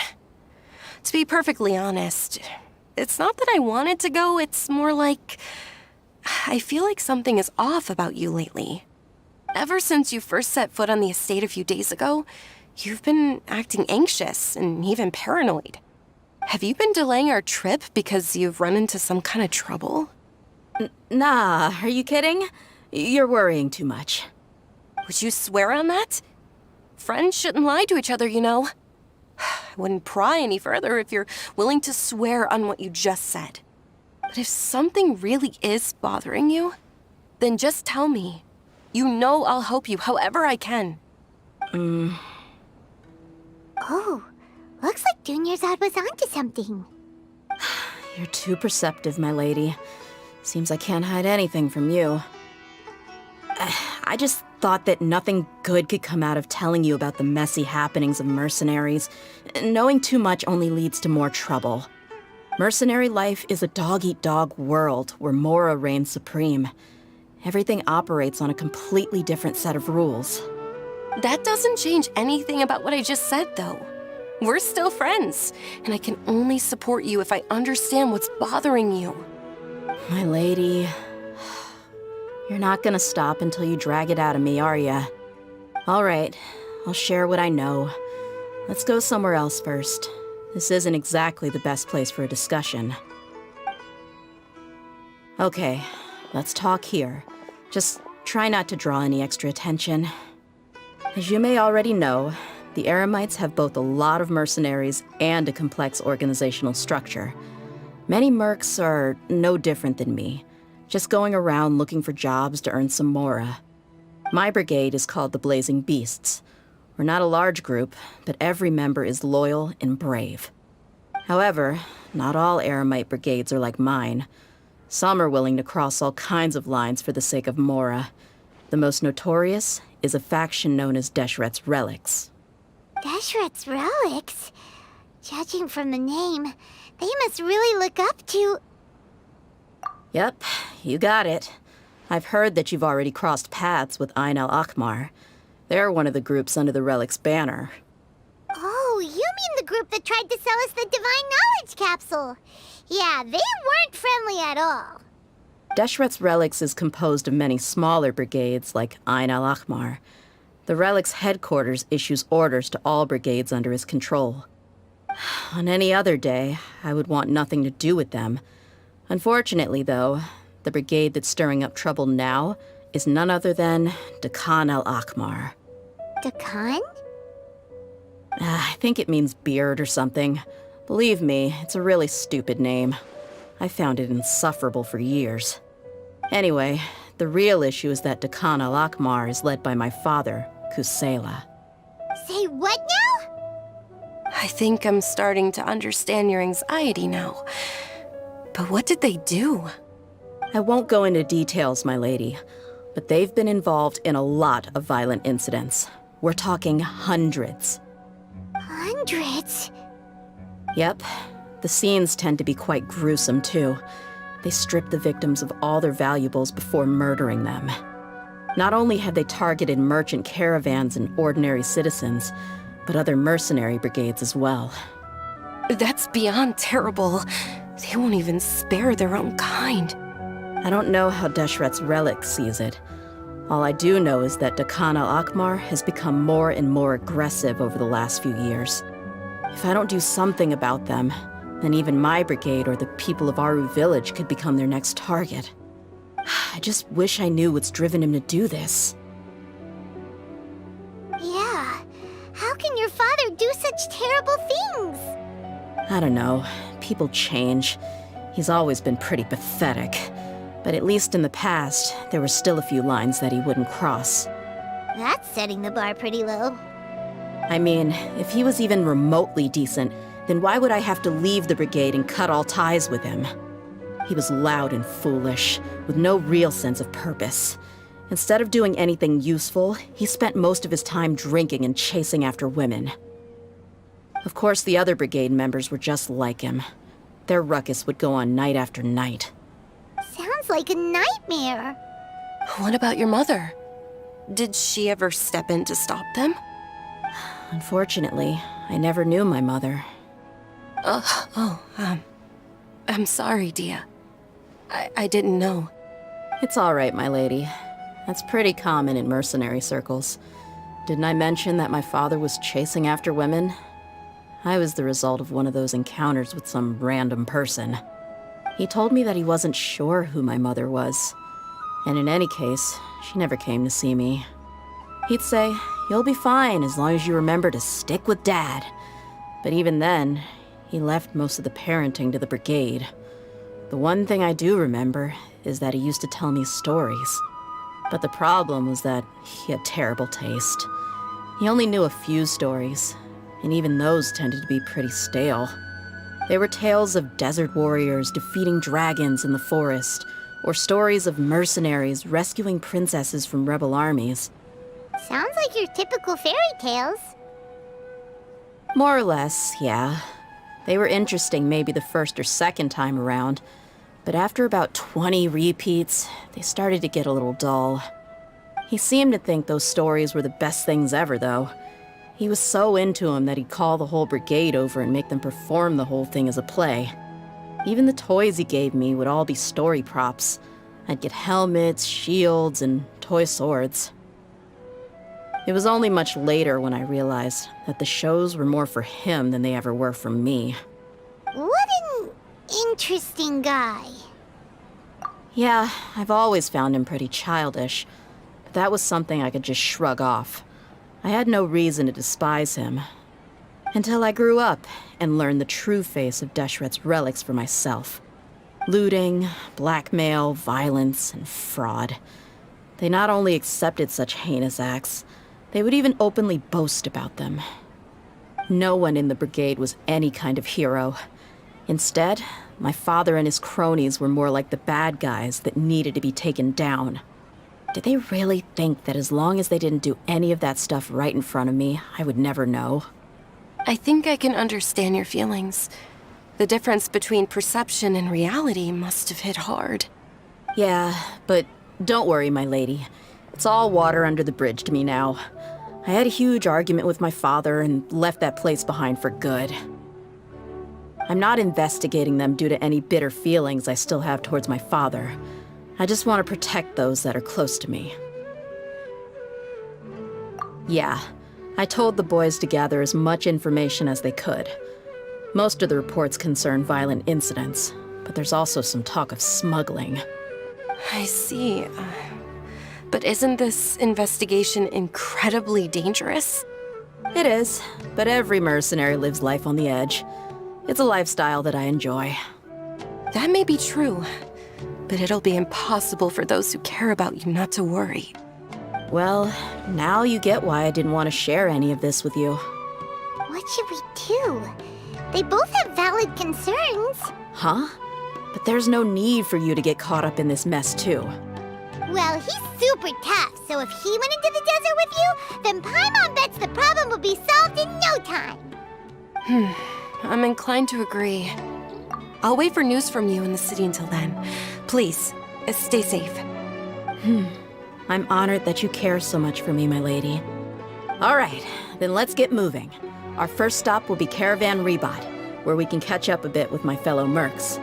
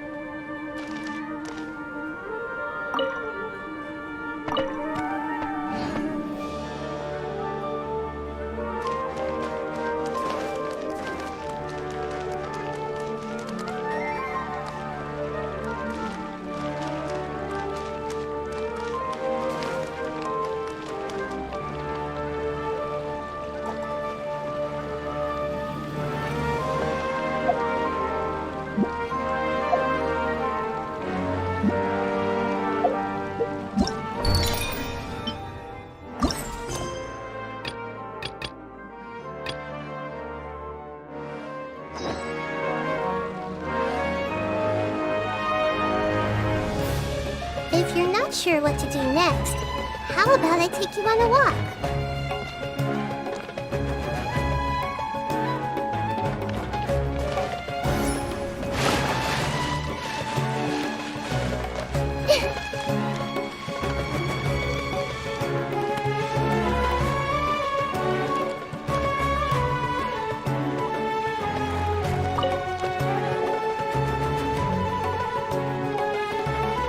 Trying to best the academia in a debate is attempting the impossible. If you really want to try, I won't stop you. It's not like our situation can get any worse. I don't think it's entirely hopeless. To Sharif, Nilu's approach will come off as naive, but that kind of frankness is exactly what they lack the most. Things might turn out differently from what you expect. I am in favor of such a romantic feat.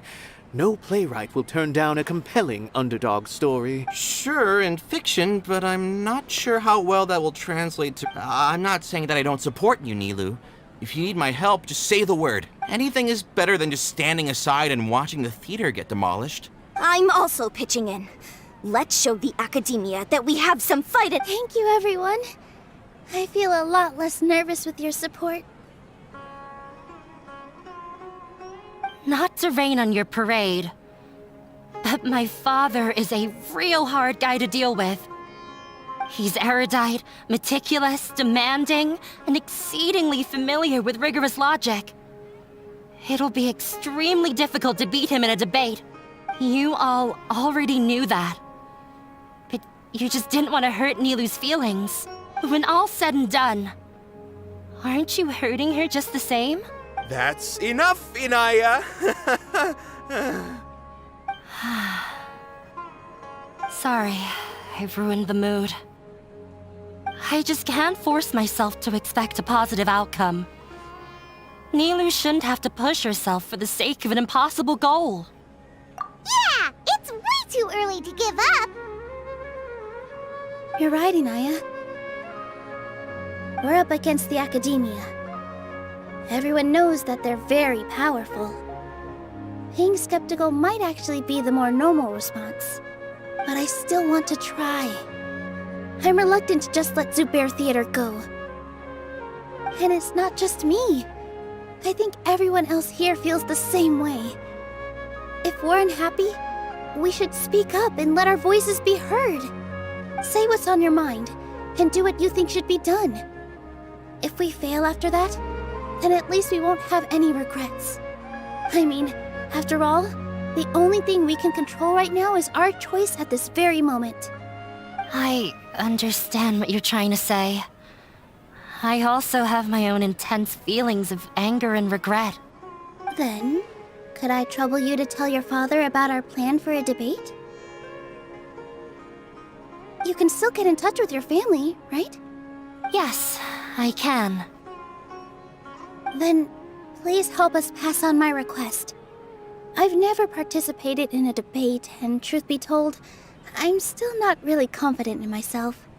But since we've decided on a debate, I'll do my best to prepare for it. I'll gather everyone's thoughts and let them be known to all during the debate. I, by myself, definitely don't have enough wisdom to beat your father, but what about the entire theater combined? Then we should have a chance, right? Right. That's right, Miss Nilu! Beat the bad guy! Justice will prevail!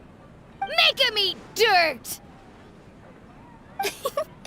You too. We aren't getting into a fight. But thank you for your encouraging words. I'll do my best.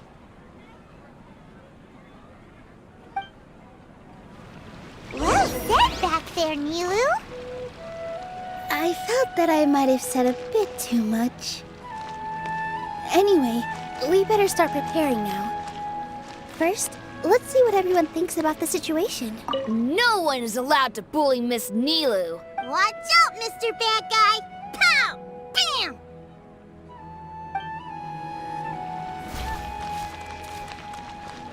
Alright, time to pull everyone's thoughts.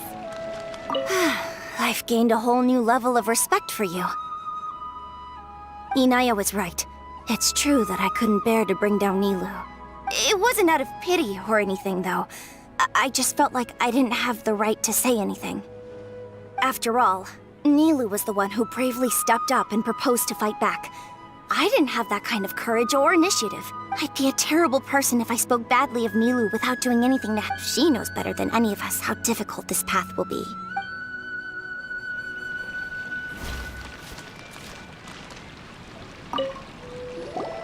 Paimon doesn't really want to talk to him. So, you've already developed some prejudices against me.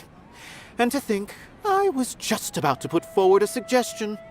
Oh, Paimon will listen to that. Although, I know not if you have a new answer to my previous question. Now seems like an appropriate time to revisit it. What do you think is the meaning of art? Oh, this again? We probably do need to tackle this question if we want to prove the value of the arts. I don't know how to explain it, but all I know is that when my performance makes the audience happy, I also become very happy. Does that count as a meaning? You answered him so seriously. Careful, Nilou, this guy's ramblings never make any sense. No. Nilou's answer far surpasses yours, and it is close to my own. The meaning of art comes not from its creators, but from its audience. In other words, only art that can be appreciated by others will impart its essence and value upon the minds of its audience. This is something that the academia can never understand. I once pursued the mastery of art, much like how a researcher would chase wisdom and knowledge. However, the more of a connoisseur I became, the less I felt I understood. I began to question what it truly meant for art to be understood at all. I found that I could comprehend even the most complex and sophisticated of works, and yet somehow that provided me with little solace. I remained even perplexed about this conundrum until I visited this theater and watched one of Nilou's performances. It was that life-changing? Everyone here had a joyous part in the overall experience.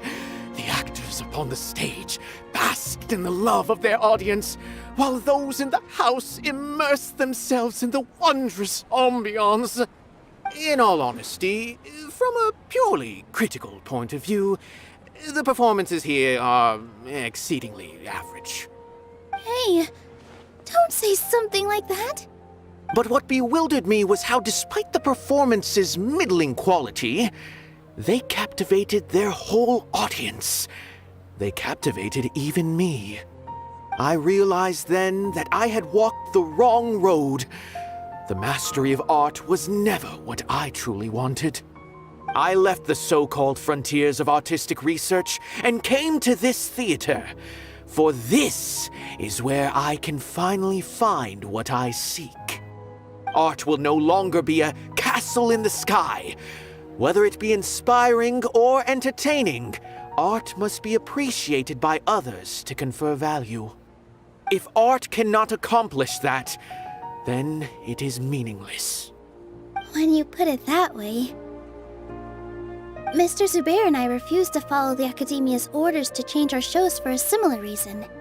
To put it simply, we were afraid that our shows would lose their meaning if people couldn't understand them. I once stood in the spotlight, but I relinquished fame and acclaim for the freedom I enjoy today. I care not for where my feet may take me next, but Nilou, you need to remember one thing. You already stand upon the finest stage there is, and that is a rare gift that should never be taken for granted. You cannot give it up, not even to the Academia. I understand. Thank you for your words of encouragement, Mr. Kasani.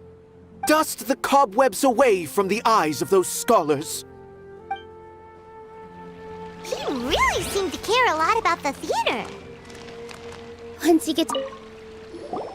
I didn't expect you all to challenge the Academia. That reminded me of my younger years. Back then, I feared nothing and no one, and I was always charging into the most dangerous of places.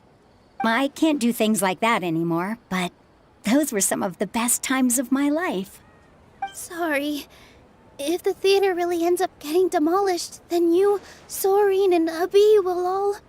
It's all right. There's no need to think such heavy thoughts.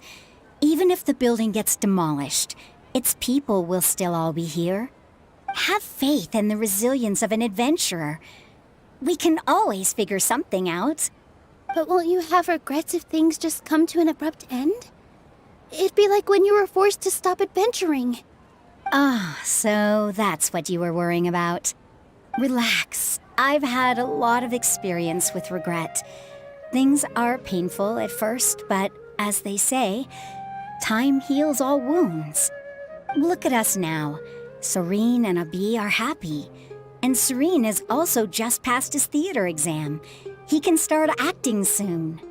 He was thrilled because he can soon perform on the same stage as you. We wouldn't be here if it weren't for our past struggles. And would Soren have become a happier person? That's hard to say. Are you trying to make us feel better? Yes, but I truly do mean what I say. Being here at the theater has taught me an important lesson. The most important thing about an experience is how you choose to interpret it. I can choose to believe that my life ended with my husband's death. Or I can choose to believe that it was a blessing in disguise for Soren and Abby. Similarly, even if this theater disappears, a new beginning might just be around the corner. Good and bad are all human-made concepts. It all depends on how we choose to see things. You have a point. Nilou, I know how important Zubair Theater is to you. But you don't have to be so nervous. We're all here with you. The theater won't go down so easily. Thank you, Miss Raykar. No need to thank me. If anything, you inspired me with your bravery. You might have what it takes to become an excellent adventurer. You're too kind. All right, I gotta cheer up. I can't waste everyone's words of encouragement. I feel a lot better. Good. My children and I will be cheering you on at the debate.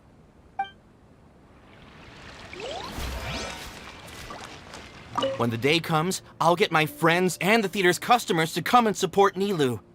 If anything goes wrong, I'll have them scream and shout and drown out whatever Sharif says. I can't do that? Fine, I'll think of something else.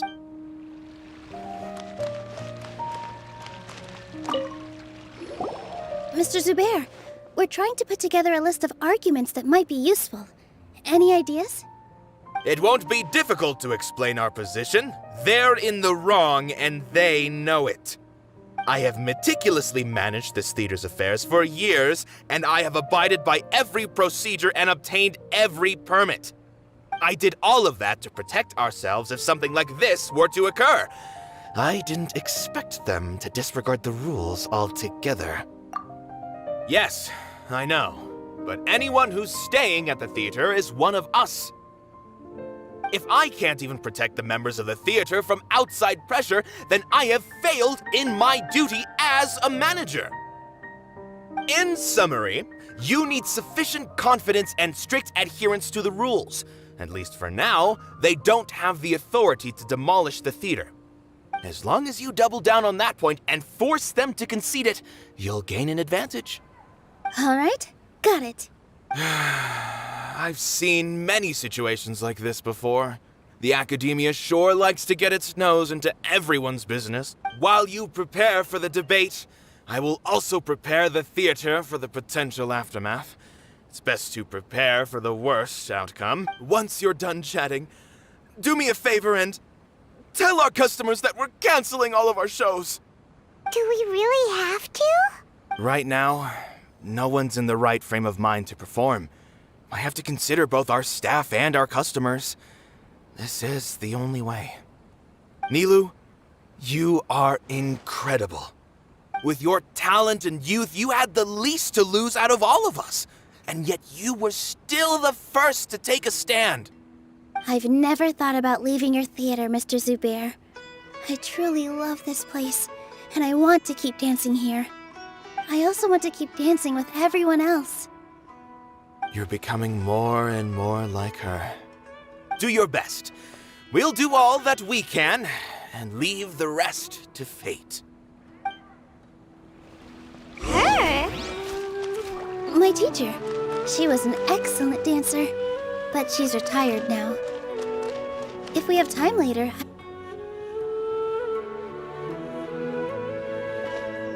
You're here. Is the theater actually closing? He's been worried sick for a while now. He wouldn't stop talking the whole way back. Hey, you two. What exactly happened? Did someone come down from the academia? Yes. He told us that we have to shut down the theater within 30 days, and that it's going to be demolished. What the heck? That came with no warning. They're messing with us again. Don't tell me you'll have to listen to him. Come on. You know the answer to that. Yeah, it is a direct order from the academia. There's no need to worry, though. I'm preparing for a public debate with the academia. If I win, we might be able to overturn things and change their minds.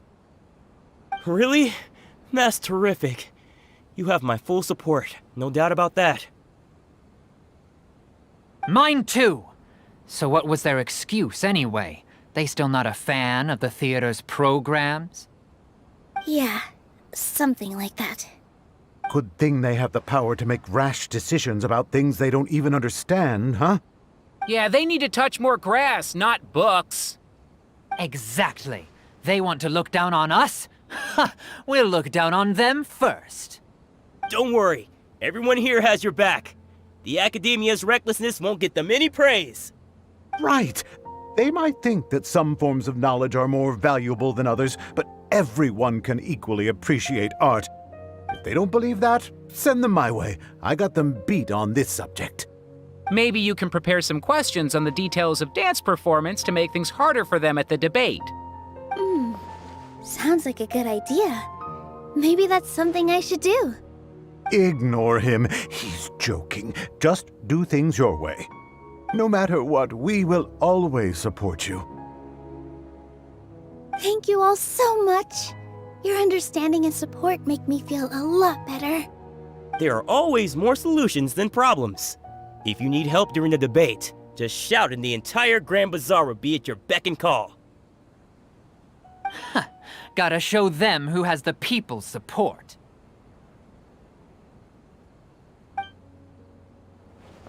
I feel like the pieces are starting to fall into place. Let's head back to the theater and organize our thoughts. Sounds good. Inaya should also be back. Abi, have you seen Miss Inaya? No, Miss Nilu. Miss Inaya isn't back yet. Wasn't she just passing on a message? Does she really need this much time? Oh no! Traveler! Paimon! I think I've messed up big time. What if Inaya never planned to come back? What? It's just a gut feeling, but knowing her, she probably feels like she's completely responsible for what happened. She probably thinks that all of this happened because she was staying here. Oh, right. As soon as her father showed up, she said that her father was targeting her. So she's felt like that this whole time. She has a long-standing conflict with her father. That's why she ran away from home. She doesn't think that we can win the debate, and she doesn't want to implicate us. So she thought leaving was the best thing to do. And then she just quietly left afterward. Exactly.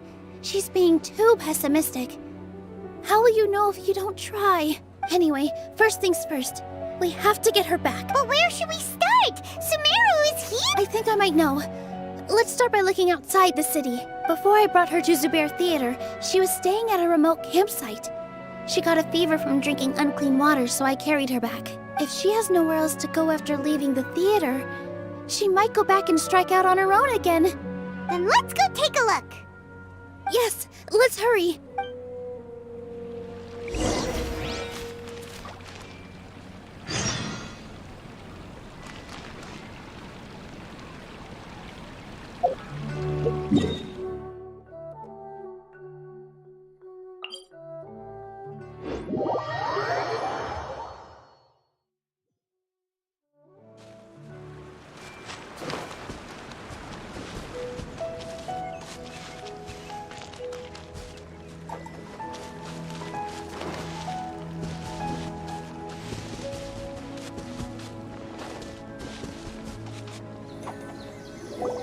There are signs that someone had stayed here very recently. But we can't confirm if it was Inaya or not. Let's take a look around first. Did you hear that? I heard it too. Let's investigate.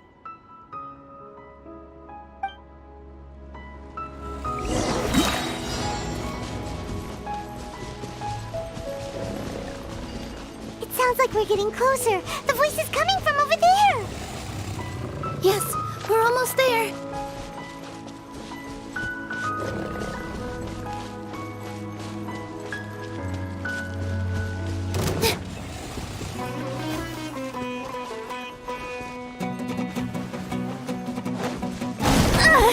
All eyes on me. Yep. With all my strength.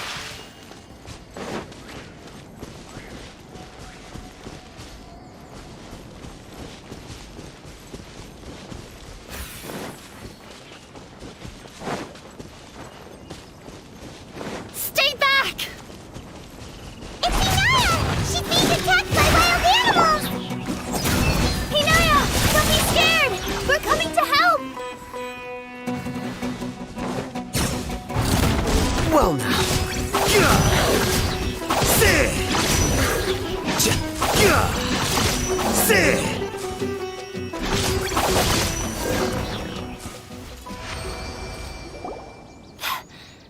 Thank you.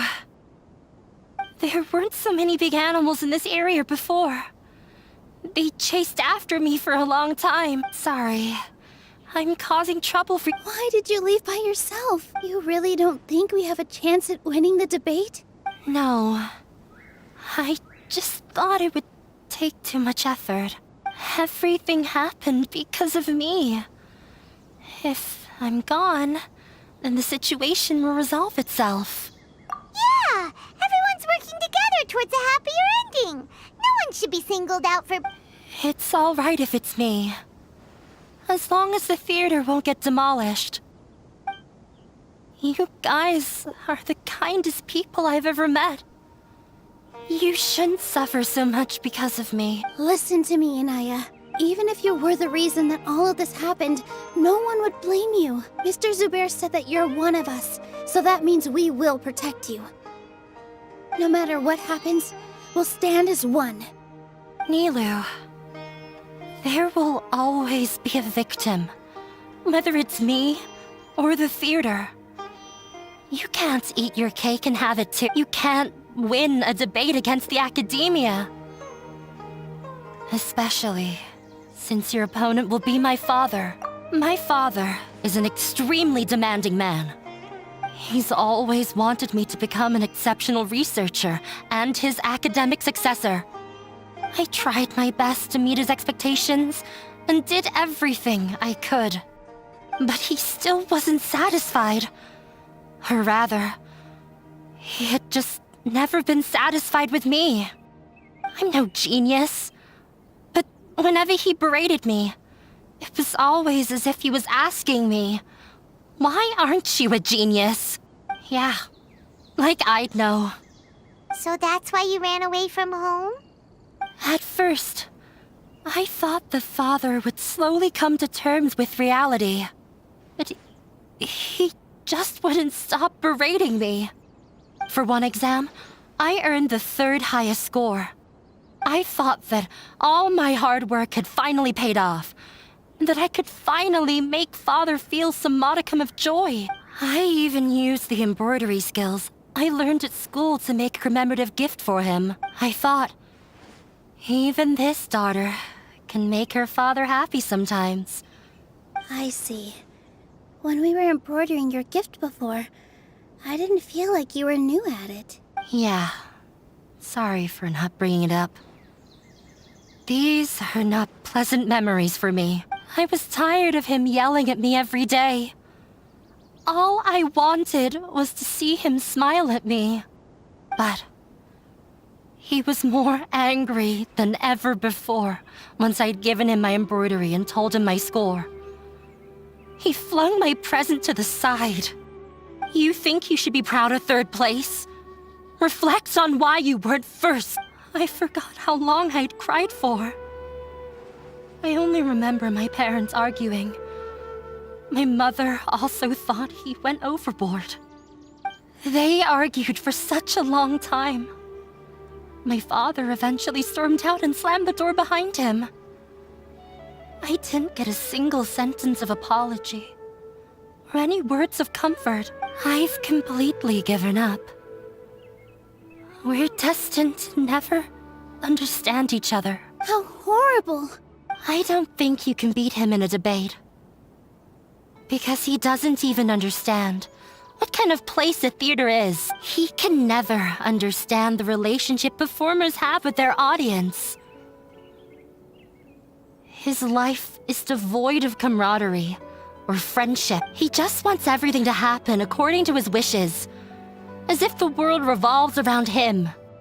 What we cherish, our little place in this world, means nothing to him. It sounds like your past has had a huge impact on you. I understand now, Inaya. But when we were preparing for the debate, I heard something quite wise. Maybe it'll help you.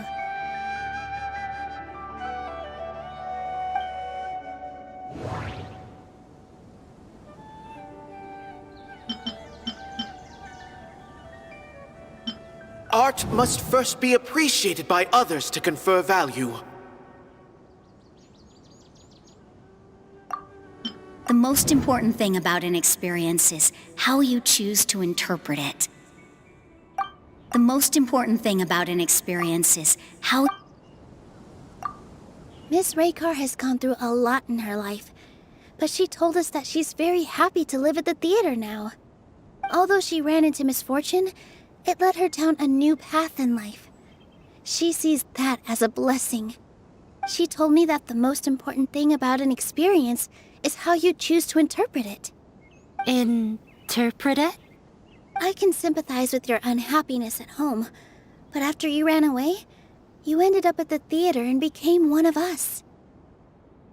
Those unhappy experiences allowed you to really cherish your bonds with everyone, and also gave you the opportunity to become friends with us. Don't let your past suffering keep you from the new life that you've worked so hard to find. Oh. Let the past stay in the past. When I ran away from home, I swore that I would leave my family conflicts behind. But you're right. All I'm doing now is falling right back into it. Maybe you'll disappoint him, but that doesn't matter. You have a new future waiting for you. Don't let go of the answer you've worked so hard to find. That's right. If we put our heads together, there's bound to be a way. You're right. There's nothing to be afraid. I'm not trying to meet his expectations. So why should I give up because of him? I can't afford to lose anything more. We have to win. The debate will not only protect Zubair Theater, but also allow me to settle things with Father. That's the spirit! Let's go. I'll tell my father about the debate. I know him very well. Even if he looks down on us, I know how to make him accept. All right, let's go.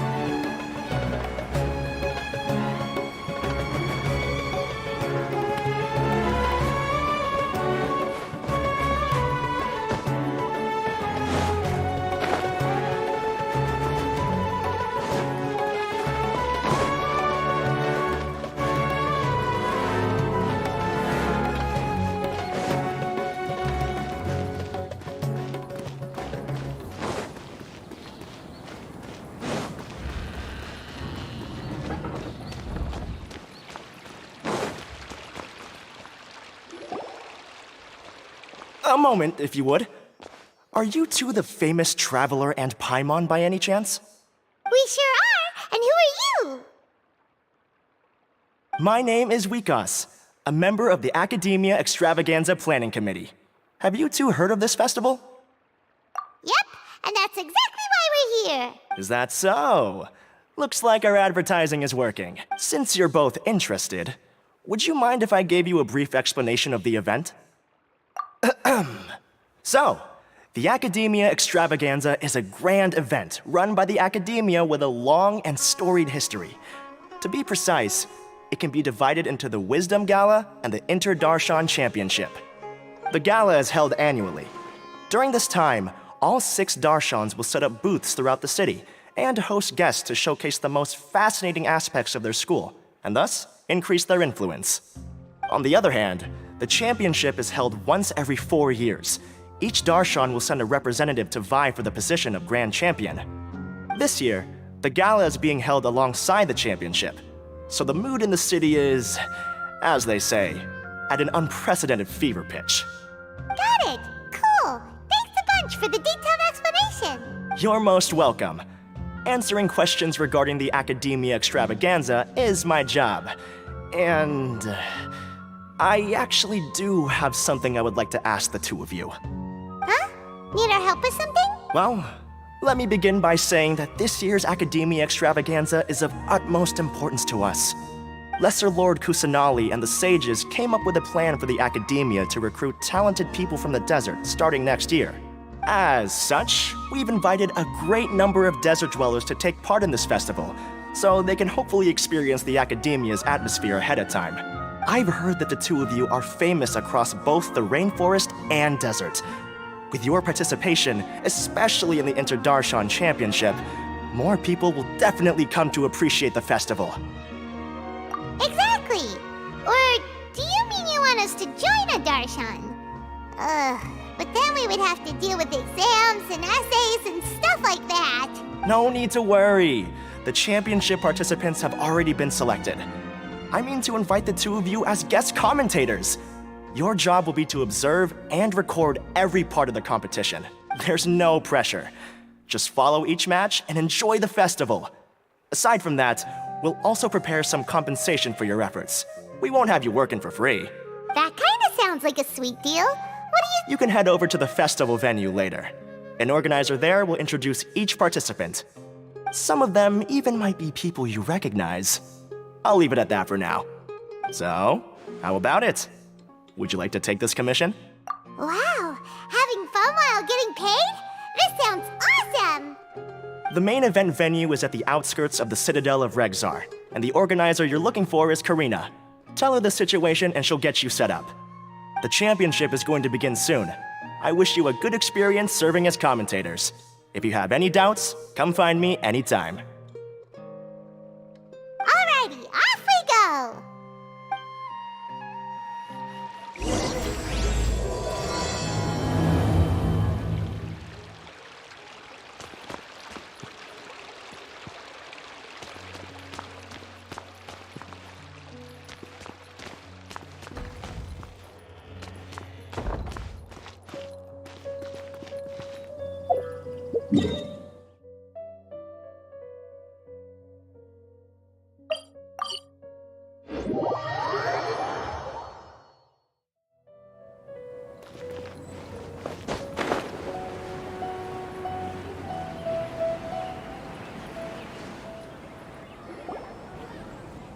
Welcome, one and all, to the Academia Extravaganza!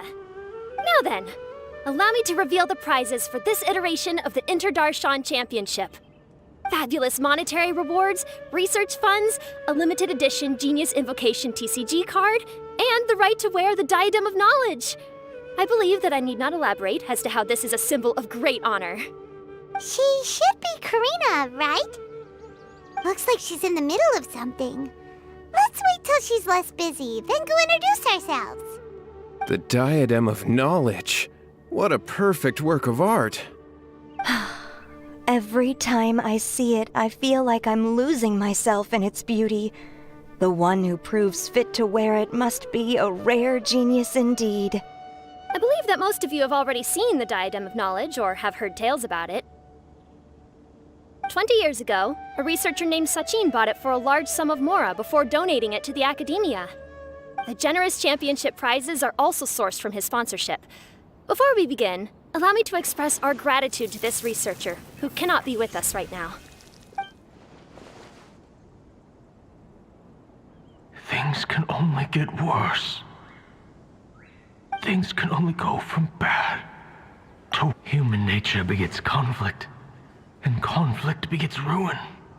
From the beginning, the seeds of wickedness have been. Hey, stop spacing out! Paimon called out to you, but you didn't respond. You okay? Did you stay up late without telling Paimon? All right. I'm sure we're all more than ready for the championship to begin. Now then, let's invite our 6 Darshan representatives to the stage. Our contestants are... representing Amorta, Tainari!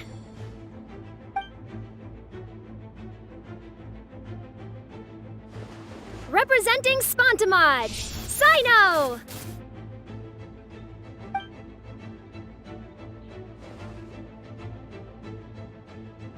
Representing Ratawahist, Layla!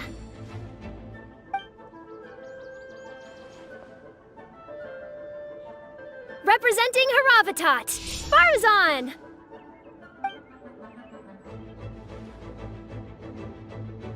Representing Kasharawar, Kaveh! And for Vahumana... Is Vahumana's representative not here yet?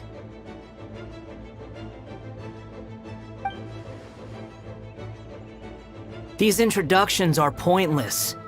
Let's just get this over with. Wait a sec. Why is he Vahumana's representative? Finally, our final contestant is Vahumana's representative, Hat Guy! Oh, so that's Hat Guy. I think I've seen him before. You know who he is? I've heard that he's a researcher from a different country who nominally belongs to Vahumana. Word is that he's written a lot of political analyses. His manner of speech hasn't made him popular amongst most other Vahumana researchers, but his comings and goings are quite irregular, so he doesn't interact with others much. Aside from his more controversial aspects, his perspectives are considered quite incisive. Vahumana has seen a dearth of new talent lately, and some of its existing ones are not currently at the academia, so I suspect he might have been their only option. It's just kinda weird. He doesn't seem like the kind of guy who'd participate in competitions like this one. Now that we have our 6 contestants, the championship will soon begin. Who will triumph this time around? Hold on to your hats, because we're all on this ride together.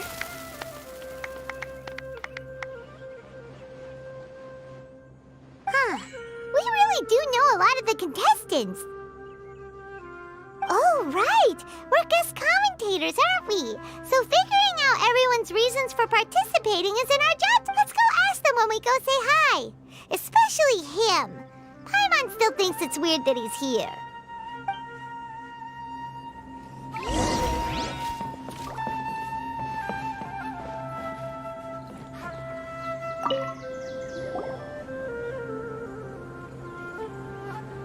We meet again, you two.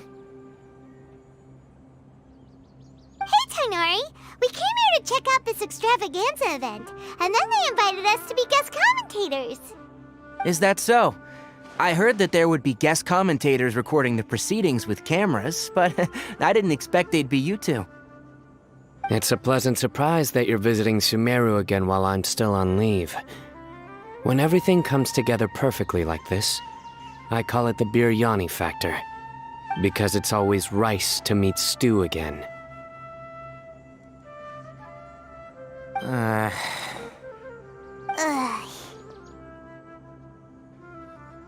So, Tainari, you're representing Amurta, and Sino is representing Spantamad.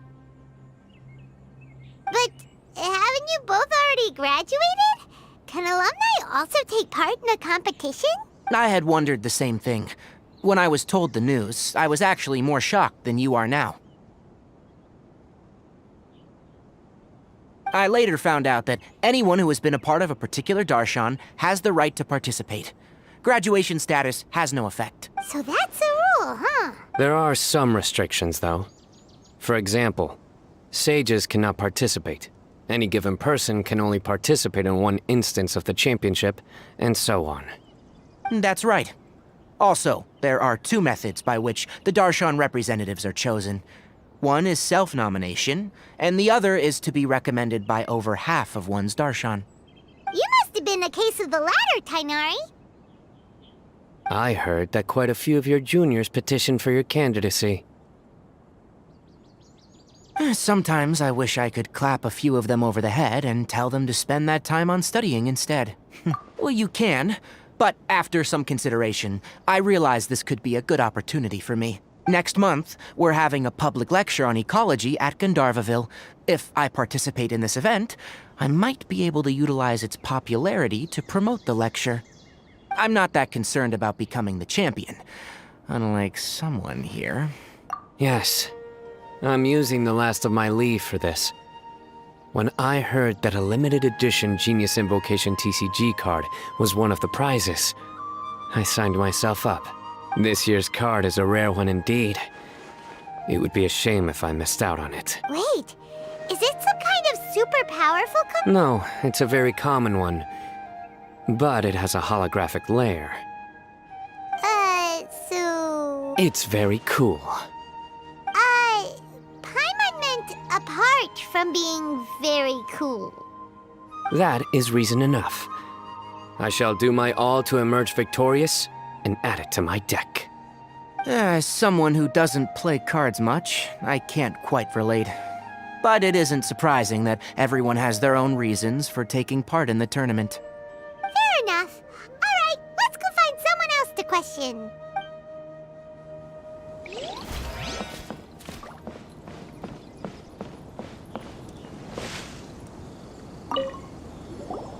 Kaveh! Farzan! Layla! Huh? Oh, it's you. Why are you here? We're here as specially invited guest commentators. Our job is to record what happens during the competition. Is that so? In that case, I'll have to trouble you to catch the moment of my triumph on camera. Remember to shoot from behind at a lower angle. You know, to capture a seniors class. Don't get ahead of yourself now. Victory will obviously be mine. You're far too young to even consider challenging me. Kasharwar or Ratawahist, you're all children as far as I'm concerned. Actually, I was going to ask, how do you know me, Madame Farzan? Huh? You don't remember? I sometimes see you in the library at night. You even waved at me. What? I don't remember doing that at all. Huh. How strange. However, this is not the time for curiosity. I am Farozan, a household name in Haravatat. You are Layla from Ratawahist, I presume? Yes. Good. Then we are officially introduced. See? Simple as that. I like respectful ones, by the way. Would you like to join my research group? Madame Faruzan, I'm quite sure this counts as poaching. Let's dial things down. I know, but it's been tough getting people these days, and research funding has been hard to secure. But once I win this tournament, it'll be a different story. So you're just here to increase the amount of funding you're getting? Well, not just that. What, are you curious about my reasons for participating in this event? Well, I suppose that's to be expected. You are our guest commentators after all. There's been an influx of newly enrolled students, and they'll be paying close attention to this competition. If I do win, I'm certain that there will be no lack of students knocking upon my door. Moreover, research resources will be made available to the victor, so that will nix my funding issues. Therefore, my two juniors, I do apologize, but I fully intend to emerge triumphant. I'll do my best as well. At least I don't plan to lose too badly. So, why are you here, Layla? I don't know why, but a lot of people recommended me. I didn't sign up myself. I just woke up to find my name on the announcement board. That sounds like what happened to Tainari. Him too? Oh, I'm really nervous. I've been so worried about disappointing everyone that I've been losing sleep. Stress not, young one. We must all experience failure to grow and mature. But Madame Farzan, I don't want to... Seriously? Everyone has such nice reasons for joining. Must I say? Yes, you do! We gotta record... Well, you know, right? I want to buy some property. Oh, that's right! You want to move out of Alhaitham's. What? Alhaitham? What about him? This has nothing to do with him. Oh, right. Sorry, Paimon has no idea what she was talking. So, you want to use the grand prize to buy a place, right? Correct. Also, my father took part in the Interdarshan Championship when I was young, but he didn't win. Once I do, the right to wear that diadem will be mine. In a way, I'll be helping my father fulfill a dream of his. That's not a bad reason at all. You have ambition, youngster. Although your chances with me here aren't great, I believe your father would be most proud if the diadem of knowledge were bestowed upon you. Not that he'll have the chance to celebrate. My father passed away many years ago. They say he ran into quicksand while traveling in the desert. For you to have experienced such a thing, that must have been tough for you. It's all in the past now, and life goes on, doesn't it? Let's change topics. I don't want to bring the mood down. All right. Earlier, you said that you want to use the prize Mora to purchase a home. Where do you live now? Do you live alone? Well... I also heard you mention Alhaitham just a moment ago. Isn't he also from Haravatat? Are you two hiding something from me? No, of course not! Why would you think that? Paimon's definitely not involved either! We're gonna go interview other contestants now. Bye!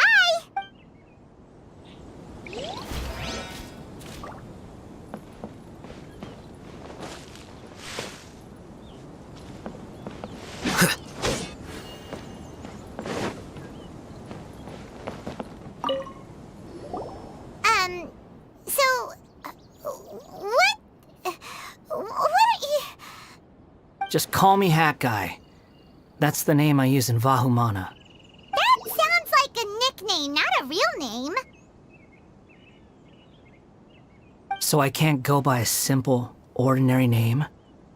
Fine, suit yourself. Alright then, Hat Guy. Why are you taking part in the Interdarshan Championship? We're specially invited guest commentators, so play nice and answer our questions. You could be Matra for all I care. So what if I don't answer you? What then?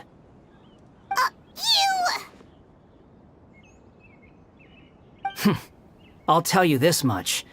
I have an agreement with someone not to reveal my motives. You're not plotting something in secret, are you? Well, it's hard to say. Why don't you take a guess? Ugh, Paimon's had it with you. Fine, be that way. Then we won't ask you why you're participating. Instead, did you join Vahumana? You two sure like to poke your noses where they don't belong. If I don't say anything, are you going to annoy me to death? I heard that the Vahumana researcher named Akaba was researching the Tatarasuna incident, so I wrote a few essays to refute his points. Later, when I was bored, I wrote some commentary on societal issues in Inazuma. I didn't expect Vahumana to consider me as one of them. Someone even invited me to a lecture or whatever. From start to finish, it was just the wishful thinking of idiots. A misunderstanding. There's your answer. Simple. But when Lesser Lord Kusanali heard about this, she went out of her way to get me registered in Vahumana. She used the name Hat Guy. Enough chit-chat. You're better off wasting your time with the other contestants. Someone's about to get very unlucky. Wanna guess who? How is anyone supposed to relax with you around? We've got to stay alert and keep a close eye on him. Looks like Karina's got a moment now. Let's go chat with her.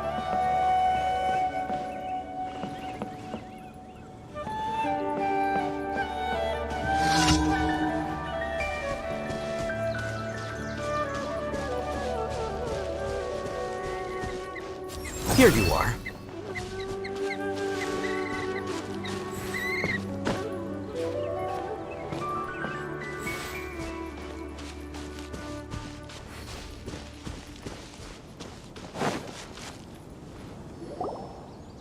You must be the guest commentators Vikas invited. I've heard about you. I saw you two having quite the lively conversation, so I thought it would be best to wait. Are you two free right now? We were actually looking for you, too. Excellent. Then please allow me to explain your job responsibilities in detail. First, please take these two things. The first item is a custom camera from the Academia. Please use it to record the competition as it unfolds. The second is an event-specific locator that will flag all participants' locations. It will also sound when one of them completes an objective. Wow! What a convenient little thing! Aside from you two, there are two other commentators. However, they will remain by the commentators area and will not be following the contestants in real time.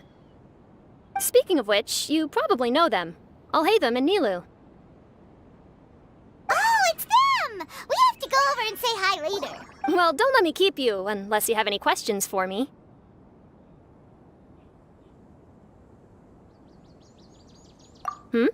Why do you ask? Really? I didn't see any such person. Could I ask when you saw him? Strange.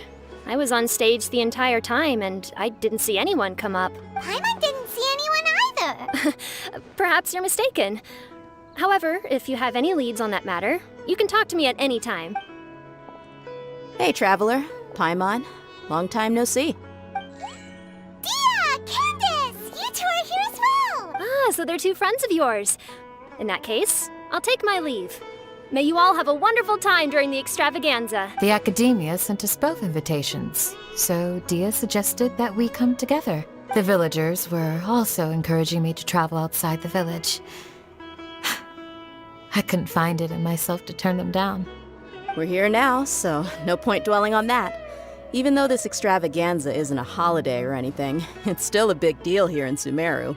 Merchants from all over will set up shop. There'll be tons of stuff to eat, use, and wear, more than you can count. I'm already set on helping you buy 2 new outfits. I mean, who wears the same thing at work and home anyway? I'm looking forward to it. Just being able to relax and wander the streets freely has already made my day. So, Traveler, Paimon, you two want to come with? We'd love to, but we've got work to do right now. Aw, that's a shame. Let's hang out together when you're free then. Sure! In that case, Candace and I'll head out first. Good clothing and fabrics are very much in demand. If you snooze, you lose. Oh, right. We should also get some accessories. No need to rush. I think we'll have a better time if we take things slow. See you two later. Feel free to come find us whenever you have the time. Paimon didn't think that Candace and Dia would come.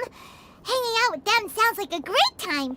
Still, looks like the competition's starting soon. Let's go over to where Alhaitham is and see what's going on.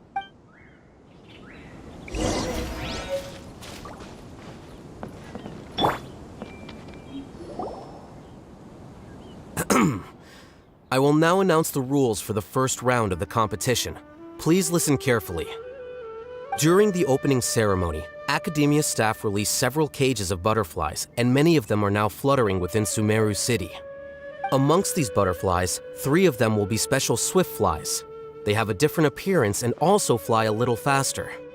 Your objective this round is to find a swift fly and bring it to me. 3 points will be awarded to the first participant to return, 2 to the second, and 1 point to the third. That is all for the first round. Should you require clarification on anything, please ask any of the other staff.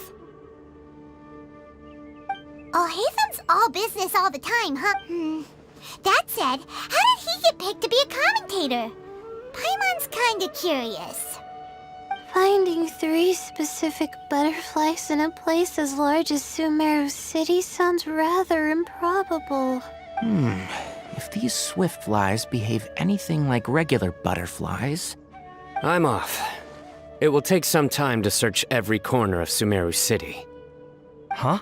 You're going just like that? A champion walks the road to victory.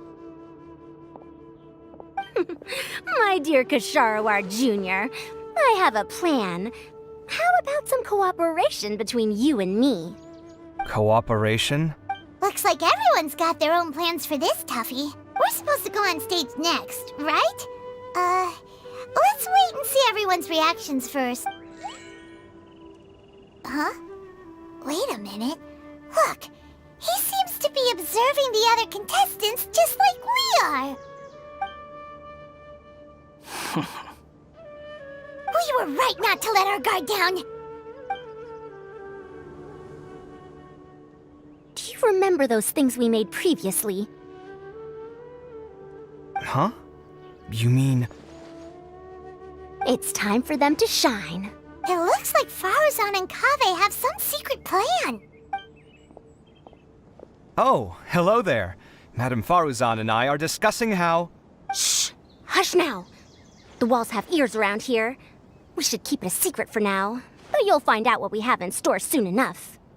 Come now, let's go, before the others act. All right, there's no time to lose. We're off to make our preparations. See you later.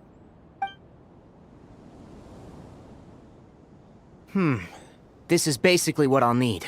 Do you think you'll have any difficulties? I have most of the reagents with me, and I can buy the rest. Kale, you're here too! Kainari, you have a master plan ready? My hypothesis is that the swift fly's morphological variations won't significantly affect their fundamental nature. So I'm planning on using this to lure them out. Of course, I could be wrong. Every mutation opens the door to new possibilities, especially when they are artificially introduced. Details will have to wait until after the post-experimental analysis. For now, Kale and I are going to buy some reagents for our experiment. All right, well, see you later. Okay, see ya! Hey, Layla! You look a little worried. Yeah, I have no idea what I should do. What color are these swift flies? Do they have special markings? How do they differ from ordinary butterflies? Oh, I can't even figure out these basic questions, and most of what I've learned in the past is completely useless. Aren't people who research the stars supposed to have some extraordinary abilities? Why not use astrology to solve it? Oh, you're another contestant. A hat guy, was it? Is it that you can't use astrology during the day? Guess that skill's less useful than I thought. No, it's not like that. If it's daytime, all I need is an astrolabe. So, Why don't you do that then? Mona Magistus, the astrologist, said that those who constantly use astrology to obtain things that shouldn't be theirs will eventually lose the blessing from the stars. It's just something I read in an academic publication. I really love to read Mona's essays. You're overthinking it. Power is just a tool. It just seems to me that you don't have the resolve to win this. Well, suit yourself.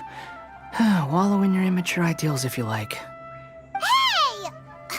Seriously? Just walking off after saying a bunch of mean stuff like that? Did I say something wrong just now? Thank you so much. I've made up my mind not to use astrology for this.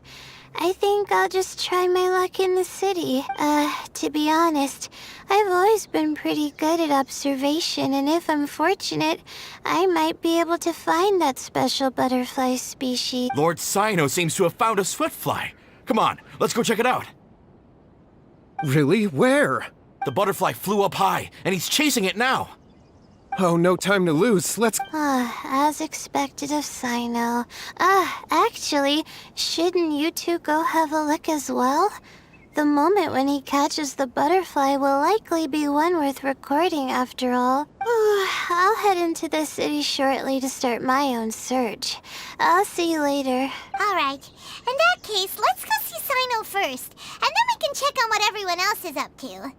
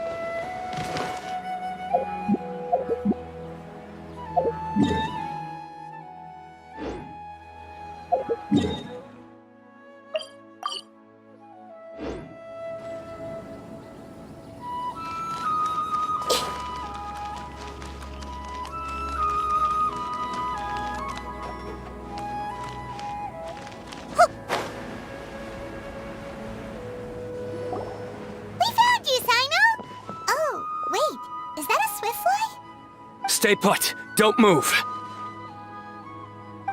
He caught it! Huh? Sino, what's wrong? This isn't what I'm looking for. It's a... Finally, I made it. I heard that you caught a swiftfly, Sino. Mind letting me see what it looks like?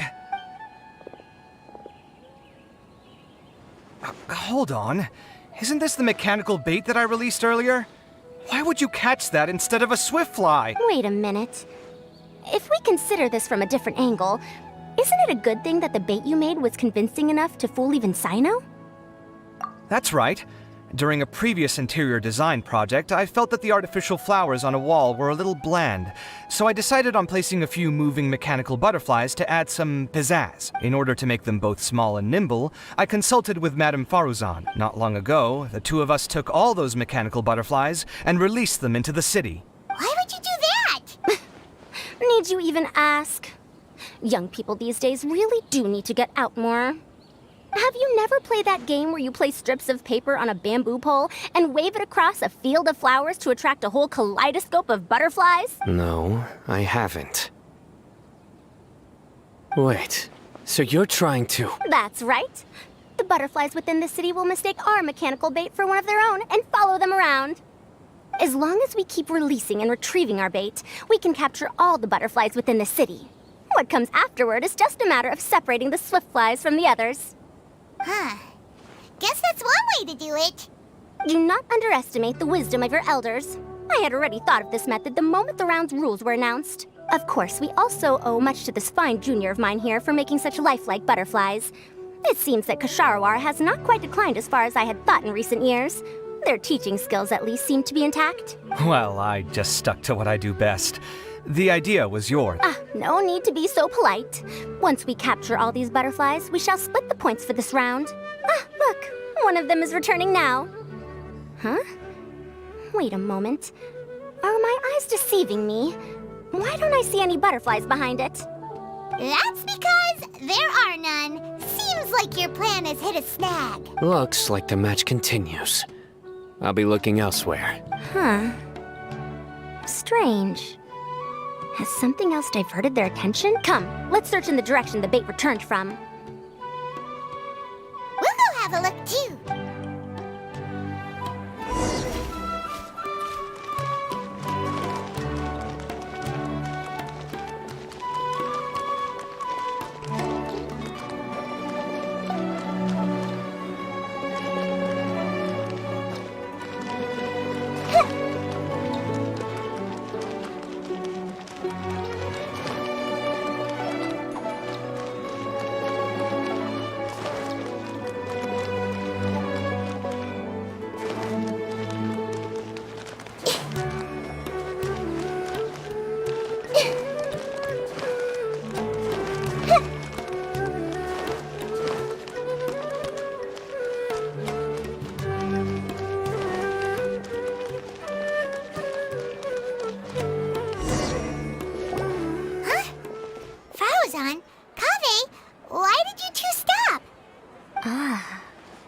So it was the Morta boy.